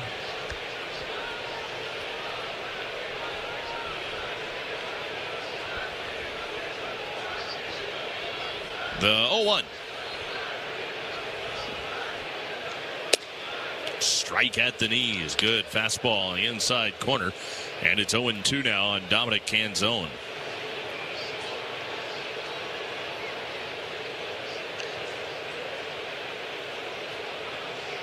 The 0-2. Whoops. All the way to the backstop with a breaking ball that dove away from the left-handed hitting Canzone.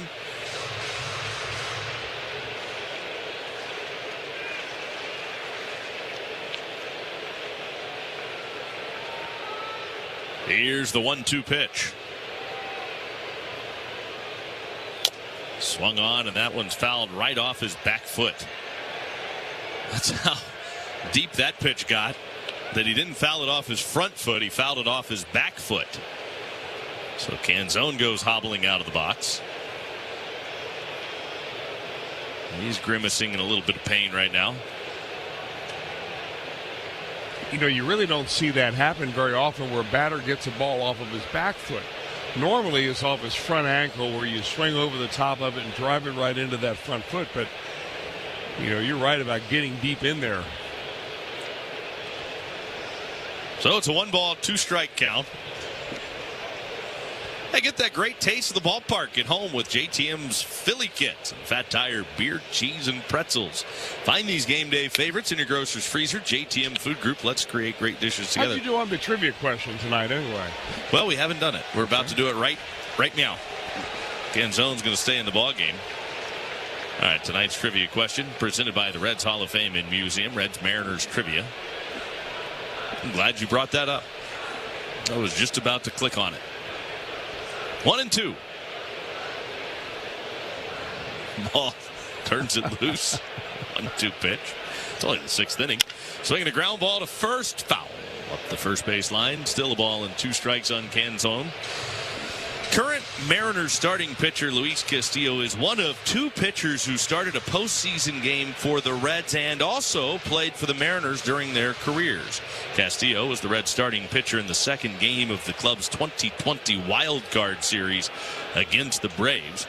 Who is the other pitcher who started a postseason game for the Reds and also played for Seattle? A. Dave Burba, B. Aaron Harang, or C. Mike Leake? 1 ball, 2 strikes on Dominic Canzone. It's got to be Dave Burba, right? 1-2 pitch. Off the outside corner. Did Burba start a playoff game for the Reds? I can't remember if he did or not. Seems like he would have. Probably one of those games against the Braves, perhaps. 2-2 on Canzone. Ball's pitch. And it's called a ball. But catcher is challenging. Jose Trevino thought otherwise. Trevino's already throwing the ball around the infield. Yes. Oh, and it was low. Cincinnati has 1 remaining. He tried to sell it, but it was about a ½ inch below the bottom of the zone. Now he needs a new baseball because he threw the other one around. That's like thinking you got ball forward, get half the first, and the umpire calls you back. Excuse me? 3-2 now on Canzone. Here's Maul's payoff pitch. In too tight, ball 4, and he walked. So it turns into a lengthy leadoff walk for Dominic Canzone. And he's on to start the Mariners' 6th inning. The Reds leading it 3-0. Here's Cal Raleigh. I think I'm going to go with Dave Burba. That's who I'm going with. That would be A. Chase Burns, 5 innings of shutout baseball tonight. 3 hits allowed. Walked 2, struck out 6. Excellent again. Another start for Burns where he didn't drill a guy. Hasn't hit a batter all year. Pitch swing, and that's fouled off at the plate by Cal Raleigh. Strike 1. We'll revisit that in an inning or so whenever you remind me. 0-1. I have to write it down. Okay. Oh, good. 0-1 on Cal Raleigh. I have a timer for everything else in my life. I should probably have one for that. Here's the 0-1 to Raleigh. A little bit low on the inside corner with a changeup to even the count at 1 ball and 1 strike. Western and Southern Financial Group helps families build a stronger future. That's why they've welcomed Till Financial into their family of companies, helping parents raise smarter spenders and savers with financial tools built for kids. Visit tillfinancial.com to learn more. And the pitch is a changeup low and inside. And even with his back to home plate, Sam Maul is signaling to his catcher, hey, give me a new baseball. That one, doesn't know where it's going. Sam Maul can go through some baseballs now. He is very particular. 2-1. He picks to first and chases the runner back to the bag. Canzone steps back. And again, Sam Maul wants another new baseball. Meanwhile, TJ Antone begins to loosen in the Reds bullpen. So he walked the left-handed hitting Canzone. He's 2-1 on Raleigh, around right-handed against the lefty Maul. And the 2-1 pitch. And Raleigh takes a look at a strike. The count is even. 2 balls and 2 strikes on Cal Raleigh. The last Reds pitcher who I saw go through as many baseballs as Maul is Lucas Sims. Bingo, on that rainy, snowy day. Umpires just kept flipping him the ball. He kept throwing him out of play. 2-2. And a backdoor breaking ball. Strike 3 called, but Raleigh wants to challenge. The batter is challenging. Cal Raleigh was challenging that pitch before Chad Fairchild even signaled strike 3. It was a strike, a full ball and a half Seattle on the plate. I mean, that had another 2 inches of wiggle room. So Raleigh caught looking. He's down on strikes. And both the Reds and Mariners have lost a challenge here in this at-bat. Or in this inning. If an umpire made that call wrong, the internet would have crucified him. Yes, you're right about that. But the internet's such a kind place. Here's Josh Naylor. Strike on the outside corner. If you have that filter, the kindness filter, yeah. Yes. I don't ever see that one available. Sometimes I wish. 0-1 on Naylor. Ball fires, and Naylor takes off the outside corner. 1 ball, 1 strike.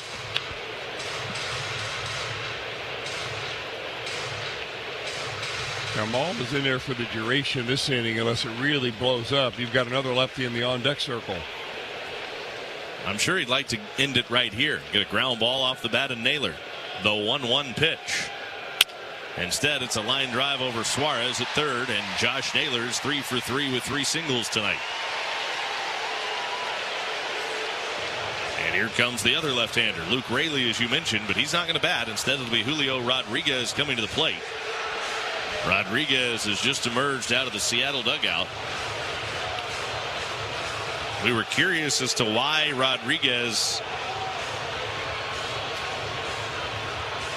came out of the game last night. They said it was extreme caution over his hamstring. So now they have just signaled Rodriguez into the game. And since Maul has already pitched the 3 batters, you've got T.J. Antone in the bullpen ready to go, and here comes Tito. Yeah, he was just waiting to make sure that Rodriguez would officially be announced. So once he was, Terry Francona went out there. He's going to go get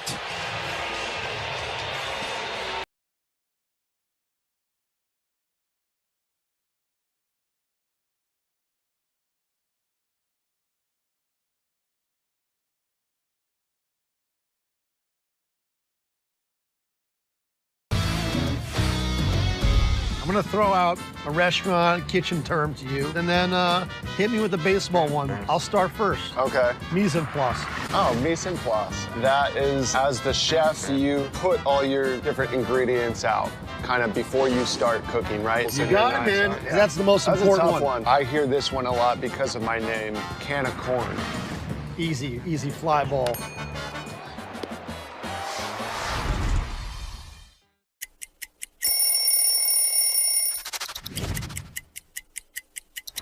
South side of Chicago, where are you at? This was the first time I got traded, but I was so excited to wear these pinstripes and be a South side of Chicago boy. This jersey right here is an all-star jersey. You can see on the back the all-stars and the all-star patch there, being an all-star and being who I was called over there to be. .org/Reds.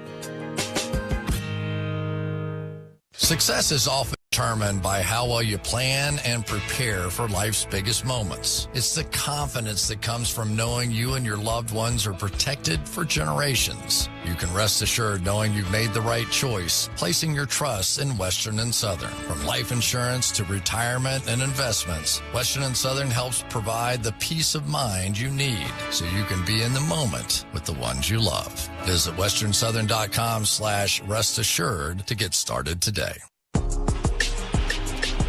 Well, another Rovers mustard call to bullpen. This time a right-hander wearing number 79 out there. It'll be T.J. Antone comes into the ball game.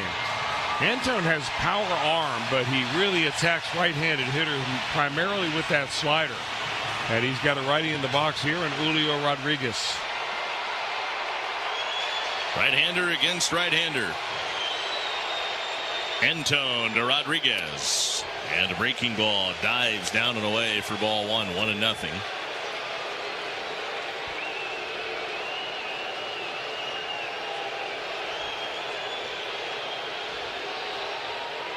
The 1-0. Rodriguez watches a breaking ball spin over the inside corner.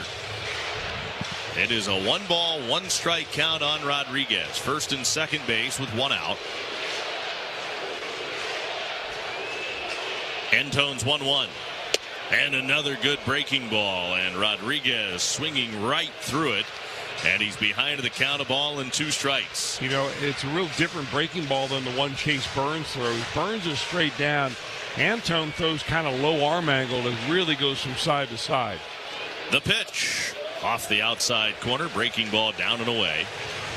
Not a bad idea. We saw Rodriguez chase one way off the plate last night. He is uber aggressive. He is better against right-handers than he is left-handers, and he will back out of the box asking for time.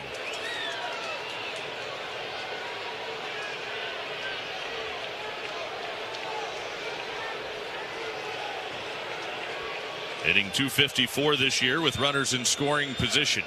Right about his season average of .256. The 2-2.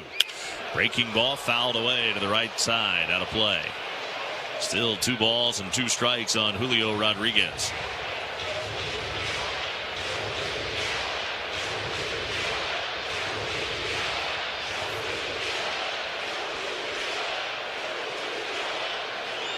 Antone back home, the 2-2 pitch. Fouled back again. We'll try it again. Still 2 balls and 2 strikes on Rodriguez.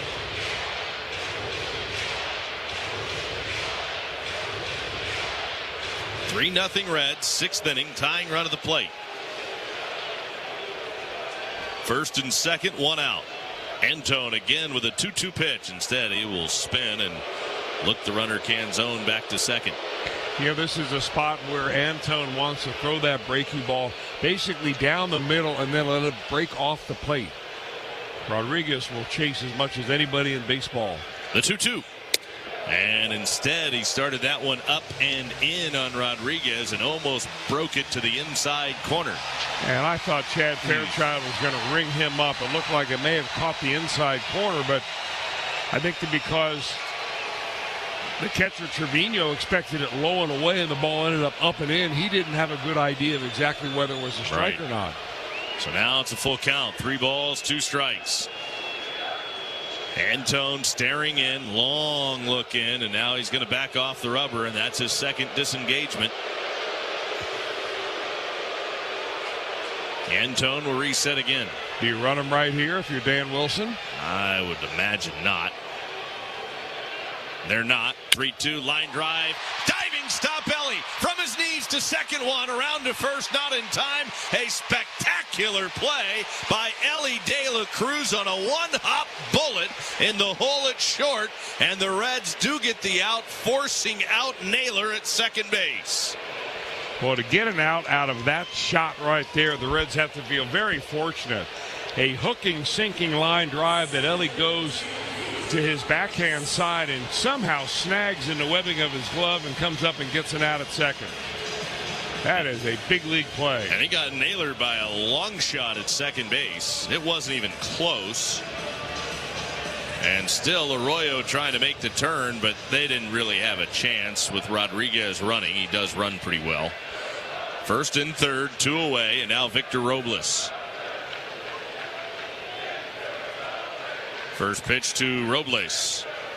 In too tight, almost hit him. 1-0. Let's pause for station identification on the Reds Radio Network.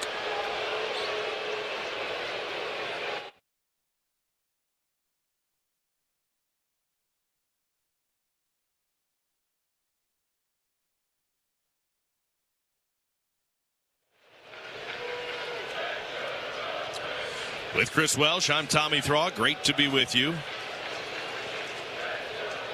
T-Mobile Park in Seattle. First and third, 2 outs, a wave and a miss and a breaking ball down and away. And the count is even, 1 ball and 1 strike on Robles. Lloyd Glazer, our on-site engineer. Sam Niger back at our network headquarters in Cincinnati. 1 ball, 1 strike, the pitch. And Robles shortens the bunt, pulls the bat back, and takes a breaking ball that dives low on the outside half. 2 balls and 1 strike.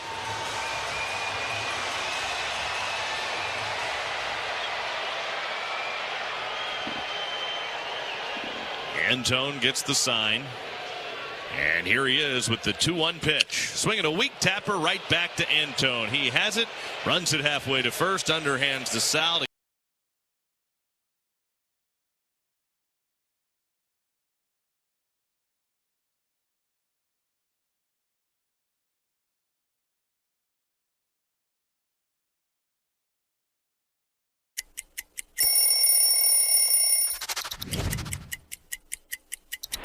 I was in AAA, and right before the game, they said, no, you got to stop. You need to hurry up and go to Cincinnati. You're about to go play a game there. You got 45 minutes till the game starts. So I get in my car and I start driving, and all I keep thinking about is, which jersey are they wearing that night? So when I get to the locker room, I see my jersey hung up, and love the white jerseys, just the stitching on it, the old school feel to it. The people are welcoming, they're loving, they're caring. So if you're looking for a familial feel, definitely Asheville. It's Asheville. That's all you gotta say. Yeah. They're excited to be back and back on their feet, so it's been awesome to see the rebuild. Winning or losing, like everybody's there having a good time rooting us on, so I've always enjoyed that the whole year. You play here at the tourist park and you feel like you're back in the old days playing real baseball. Nestled right into the mountains there. That's right on a cliff.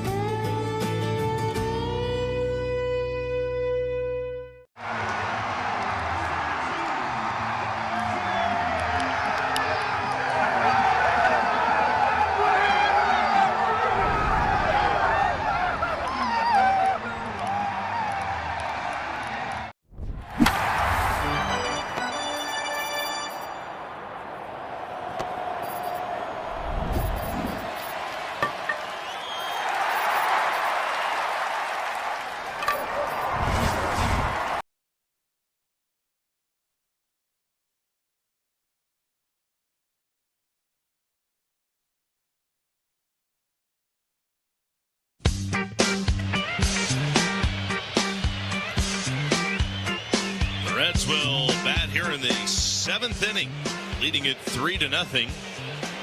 Julio Rodriguez remains in the game to play center field for Seattle. Robles will move from center field to right field. The pitch is in for a strike to Jose Trevino. The count is 0-1. Maybe Julio Rodriguez had a hit pointer at the beginning of the game. When Chase Burns is on the mound, it's hip pointing to the dugout. Swinging a slow chopper toward third. Wilson fields and throws on the run in time to get Jose Trevino. It is funny how there are a lot of players, great players in the history of the game, that would just conveniently get the day off when the other team's ace might be on the mound. Yeah, I actually stole that line from Dave Parker, and he used it a lot. Here's T.J. Friedel. He takes a look at a strike. He said, "Oh, Nolan Ryan on the mound. Huh? All you guys got hit pointers today."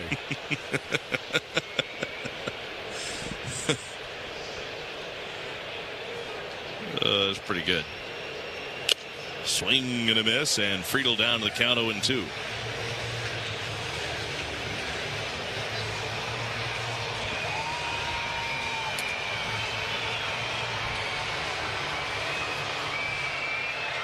No balls, 2 strikes on Friedel. Base is empty, 1 out, 3-0 Reds. Edwin Arroyo on deck, then Ellie if it gets that far here in the 7th. Castillo still out there for Seattle, and he spins a breaking ball that misses off the outside corner. It's a ball and 2 strikes on Friedel. Castillo has allowed a pair of solo home runs, and then the sac fly scored the Reds' 3rd run in the 5th, the 1-2, and Friedel takes up and away. He's walked both times he's been up. It was Friedel that scored that Reds' 3rd run in the 5th inning on the sac fly from Sal Stewart. 2 balls, 2 strikes. Castillo into his windup. He throws, and he misses off the outside corner. 3-2 on Friedel. Into that big crouch. Left-handed hitter waiting. And here comes Castillo's payoff. Friedel swings, fouls it back, left side. Still a 3-ball, 2-strike count on Friedel.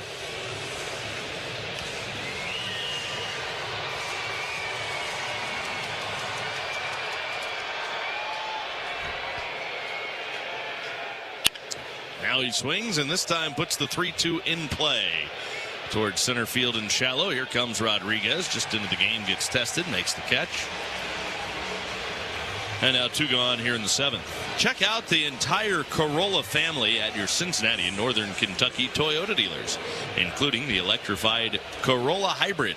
At EPA estimated 50 miles per gallon. You'll save big at the pump for years to come. Toyota, let's go places. And the first pitch to Edwin Arroyo misses up and away for ball one. Arroyo 1 for 2 tonight. He singled in the 5th. Castillo's 1-0. And Arroyo looks at a strike down the middle, and the count is even. 1 ball, 1 strike. That was a fastball, and it was pretty well center cut, but Arroyo watched it go by. Here's the 1-1. Now he swings and pops it foul to the left, out of play. The ball and 2 strikes on Edwin Arroyo.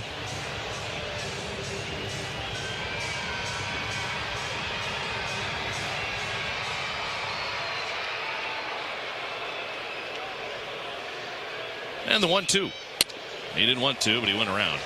Chased a fastball up and away.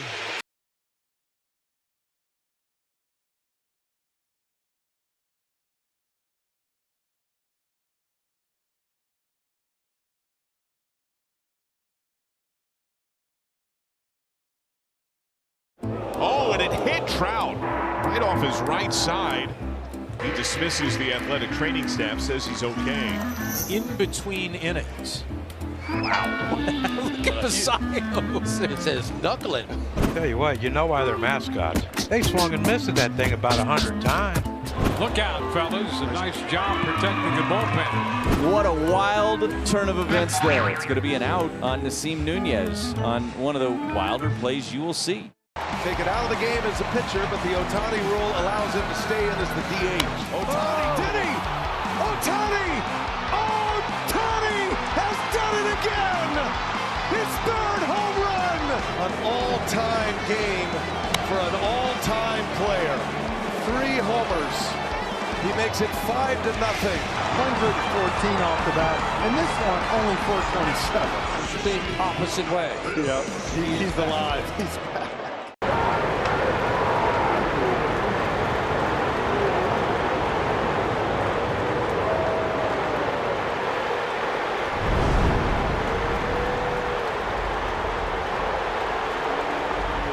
which come with a dedicated technician. The Rose Home Service Program is the ideal way to stay ahead of pest infections all year long. Pest problem? The Rose Home Service Program is the solution. Call the pros at Rose at 800-966-ROSE or visit rosepestsolutions.com. This month, AE Door and Window takes up to 15% off Provia entry doors and Clopay garage doors, up to 20% off Pella and Provia windows, and up to $150 off LiftMaster openers. Plus 0 down, 0 interest for 2 years. AE Door sells the best, services the rest, and celebrates America.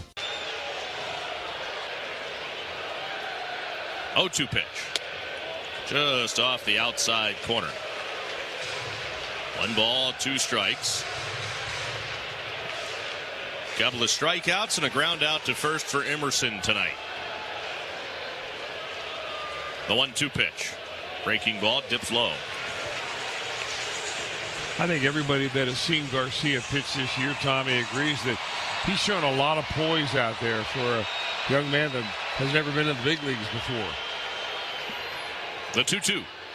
Ground ball, first base, high hop, but a good play by Stewart to reach up and make the play as the last bounce took off on him. But Stewart able to get to it and then feed the pitcher covering for the out. That ball bounced up like it hit the sewer lid.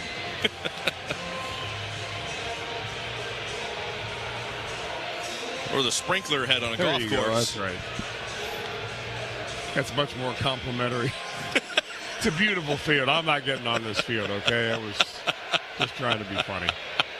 Really wasn't. The sewer lid. Do not tell the groundskeeper I said that. Manhole cover, breaking ball strike on the outside corner. 0-1. Don't want to disturb the Teenage Mutant Ninja Turtles. They're in there resting. Here's the 0-1 pitch to Weston Wilson. Swing and a miss. Boy, a wicked breaking ball there, like a video game sweeper. Cut on and missed. 0-2 now on Wilson. Yeah, Wilson popped one out of here his last time up. Got to be a little careful about hanging one to him. Nobody on, 2 outs. 3-2 Reds, bottom of the 8th. No balls, 2 strikes on Wilson. And here he comes with the 0-2 pitch. And it's just off the inside corner at the knees. Reds don't have any ABS challenges remaining. Looked like a pretty good pitch. Didn't get the call, and it's 1-2. The 1-2 pitch. Swung on in the air, down the line and left, but it is pulled into the seats foul. TJ Friedel over in hot pursuit.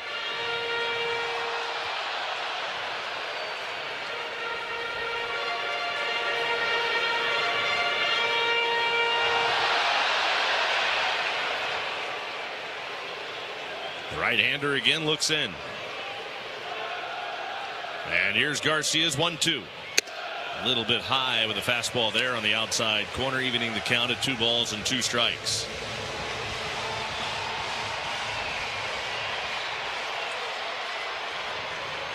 Top of the order up next. 2-2 pitch. Off the inside corner, knee high with a breaking ball, and it's a full count, 3-2. Well, Wilson has seen a lot of those breaking balls right now, so you got to make sure that if you miss, you do not miss in the middle of the zone. Here's the payoff pitch to Weston Wilson. Swing and a miss. He got him. A breaking ball diving right under the bat of Wilson.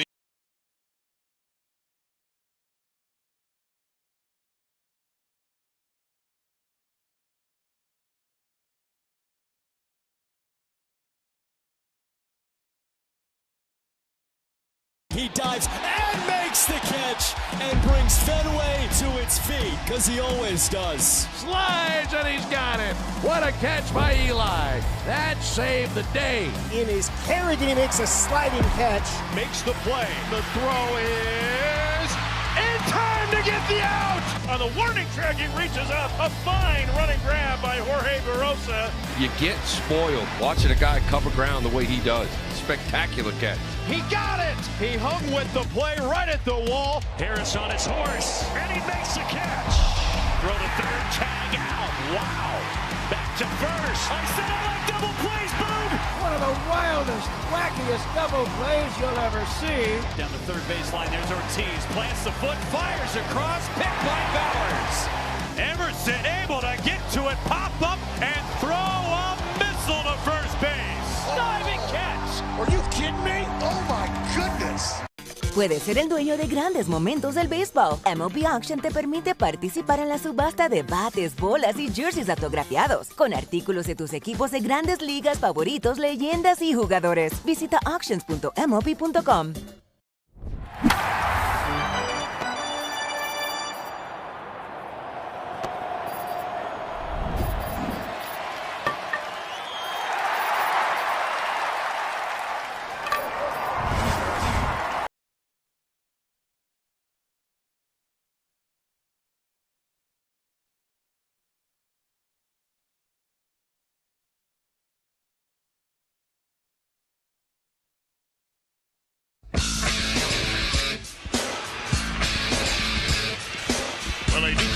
For the Mariners as we go to the top of the 9th inning.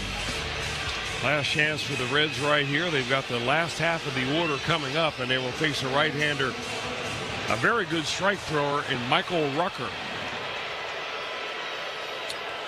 The right-hander ready to go. His first pitch is in for a strike to Nathaniel Lowe. The count is 0-1. When I say good strike thrower, he is an 84% strike rate, which is off the charts good. But he has a 4.91 ERA, and he misses off the inside corner with a cutter, evening the count at 1 ball and 1 strike. Oh, waiting. Rucker sets at the belt. Here he comes. Way high and outside of that fastball. It's a 2 ball, 1 strike count. The Reds' lead is down to 1, 3-2 in the 9th inning. Lowe, Marte, and Trevino. 2-1 pitch. Swing and a fly ball. Well hit deep left field. Back in a hurry. Arozarena. He turns, looks. It's gone. An opposite field home run for Nathaniel Lowe stretches the Reds' lead back to 2. His 12th home run of the year. And a big grin on his face into that Reds dugout as he makes the turn at third. What a huge run that is. The big guy defying really what people say about being able to hit in this ballpark. I mean, he got a fastball on the outer part of the plate and just stayed right behind it and drove it out of here. That is some kind of strong.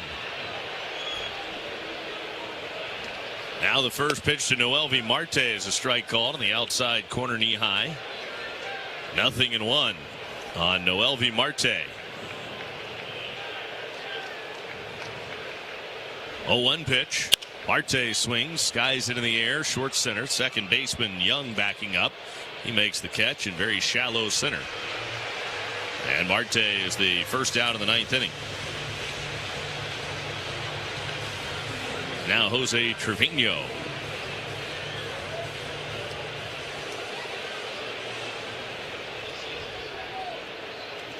Trevino 1 for 3. Singled back in the second. Pitch to him. Right down the middle of the cutter for a called strike. 0-1. Make sure you stay tuned for the Reds post-game show. It'll have the Toyota Tundra star of the game, all the scores around baseball, highlights, and more. The 0-1 down and away. May as well stay up late with Yid. We've stayed up this long. Let's a few more minutes once we're done.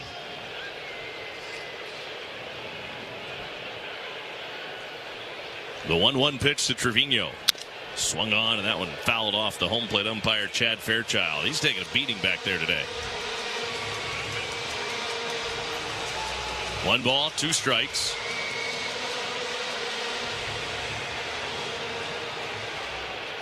Raleigh again will deliver a fresh one out to the pitcher, Rucker.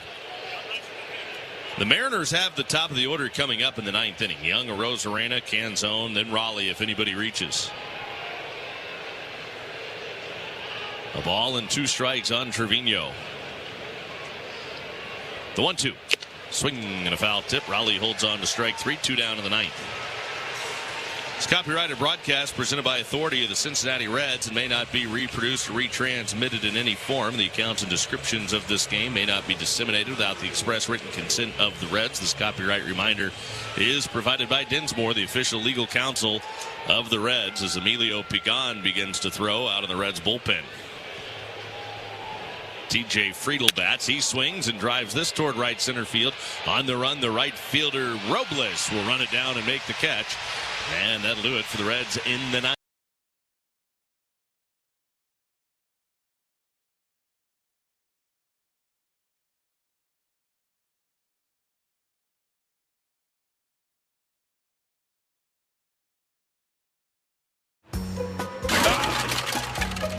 No, it wasn't not me. No, not me. They were talking accountability here. Not me. Vaughn was there, Terang was there, and none of them caught it. Well, because he's a sorcerer or whatever that thing is. Yeah, he's a wizard. Wizard. Got the hat. Okay. Smooth out there. Poor fan. He's like, I'm never going to see that hat again. That's a tough play for the fans too, right? You don't have, yeah, ouch. Dom Canzone will lead off for the Mariners. Canzone. Deep left. You can't forget about it. Dom Canzone strikes twice on opening night. Yeah, just an easy 1-9 exit off the bat from Dom Canzone. 93 down and in. Crushes this ball. Same spot, right center. Multi-homer game for Canzone. A 1-run game now at the bottom of the 7th. Lester landed the home run ball, huh? All your favorite games from MLB Play are back. Bigger, bolder, and better than ever. Test your skills with daily puzzles like MLB Pickle, the Ultimate Mystery Player Challenge, and Immaculate Grid, where stats and strategy collide. Then in Spinball, build your roster, take on your friends, and compete for the weekly prize. Or be the first to beat the streak and hit your way to the $5.6 million jackpot. Plus, the all-new Daily Walk-Off. Lock in your players by category for the walk-off win. The game's official home for games is MLB Play. Only on the MLB app and MLB.com. Cincinnati Reds are teaming up to give you a home run deal. Right now, we're offering buy 2 windows, get 2 free. And for a limited time, Reds fans can get an additional $1,000 off a sunroom using promo code GOREDS. Call or schedule your free estimate online at championsavenow.com.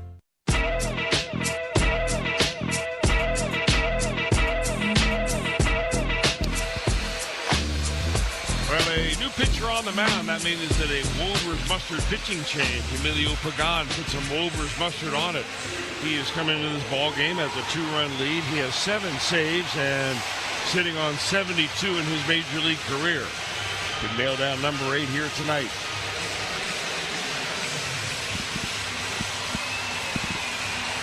And he will get the top of the Mariners order. Emilio Pagan sets and brings home the first pitch to Cole Young. In there for a called strike.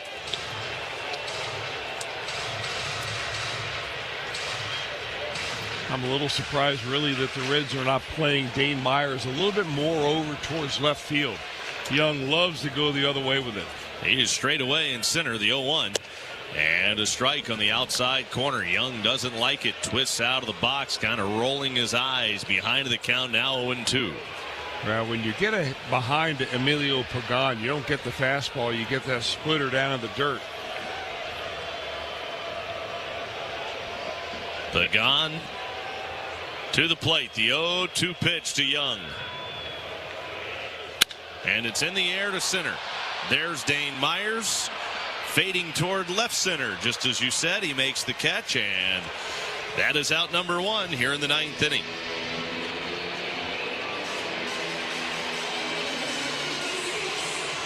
The Mariners have won 3 straight.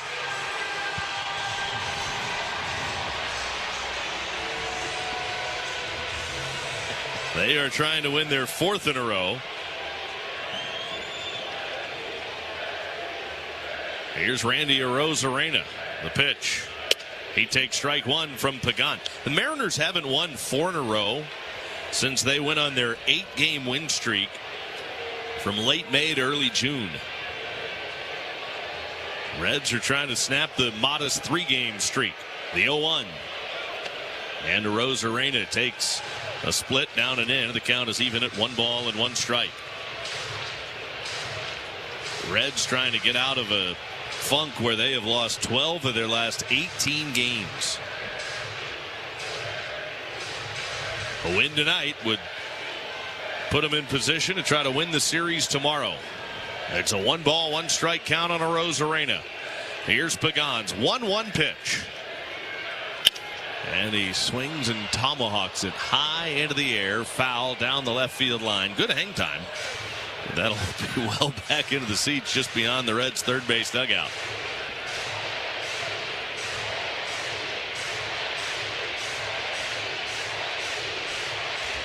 One ball, 2 strikes.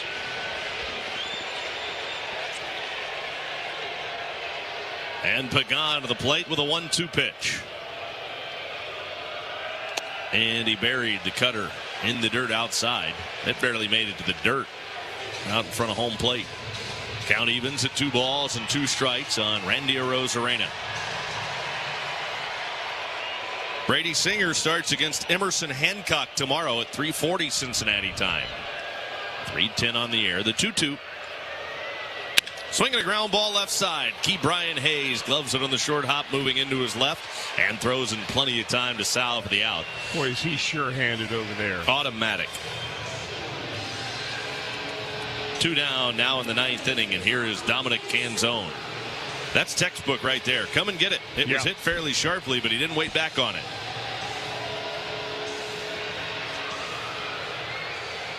Canzone has walked twice. 0 for 2 in this game. Left-handed hitter, right-handed pitcher, and here comes Pagan to Canzone with the first pitch. Swinging a foul back, strike 1. Came right in on his hands with a fastball.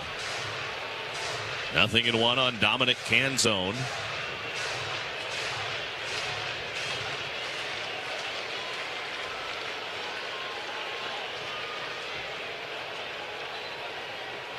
Here's the 0-1 from Pagan. Canzone, a wave and a miss and an ugly swing at that at the split. He's down to the count of 1-2. Right back in the box again. Canzone down, no balls, 2 strikes. Nobody on, 2 out. Emilio Pagan from the belt to the plate, 0-2 pitch. Swing and a miss. He struck him out. Got him with the split, and that's it. Reds win it 4-2 over the Mariners tonight here in Seattle to even this series at a game apiece. And Emilio Pagan nails it down with a 1-2-3 9th inning. Good win for the Reds and back of a tremendous start from Red starter Chase Burns. Well, that makes the Reds 15-4 when Chase Burns takes them out, and they just play with a little bit different energy, I think, when he's on the hill. He delivered 5 innings of shutout ball. Good job by the bullpen, especially T.J. Antone coming in and kind of snuffing out a little bit of a rally. Late home run by Nate Lowe was really big in this ball game, and a nice win on the road. The rubber game tomorrow. Only the 3rd win for the Reds all time in Seattle. They haven't won here since September of 2019. Let's go celebrate and have a nice cup of coffee. There you go. 4-2. The Reds over the Mariners tonight in Seattle. We're back to wrap it up right after this on the Reds Radio Network.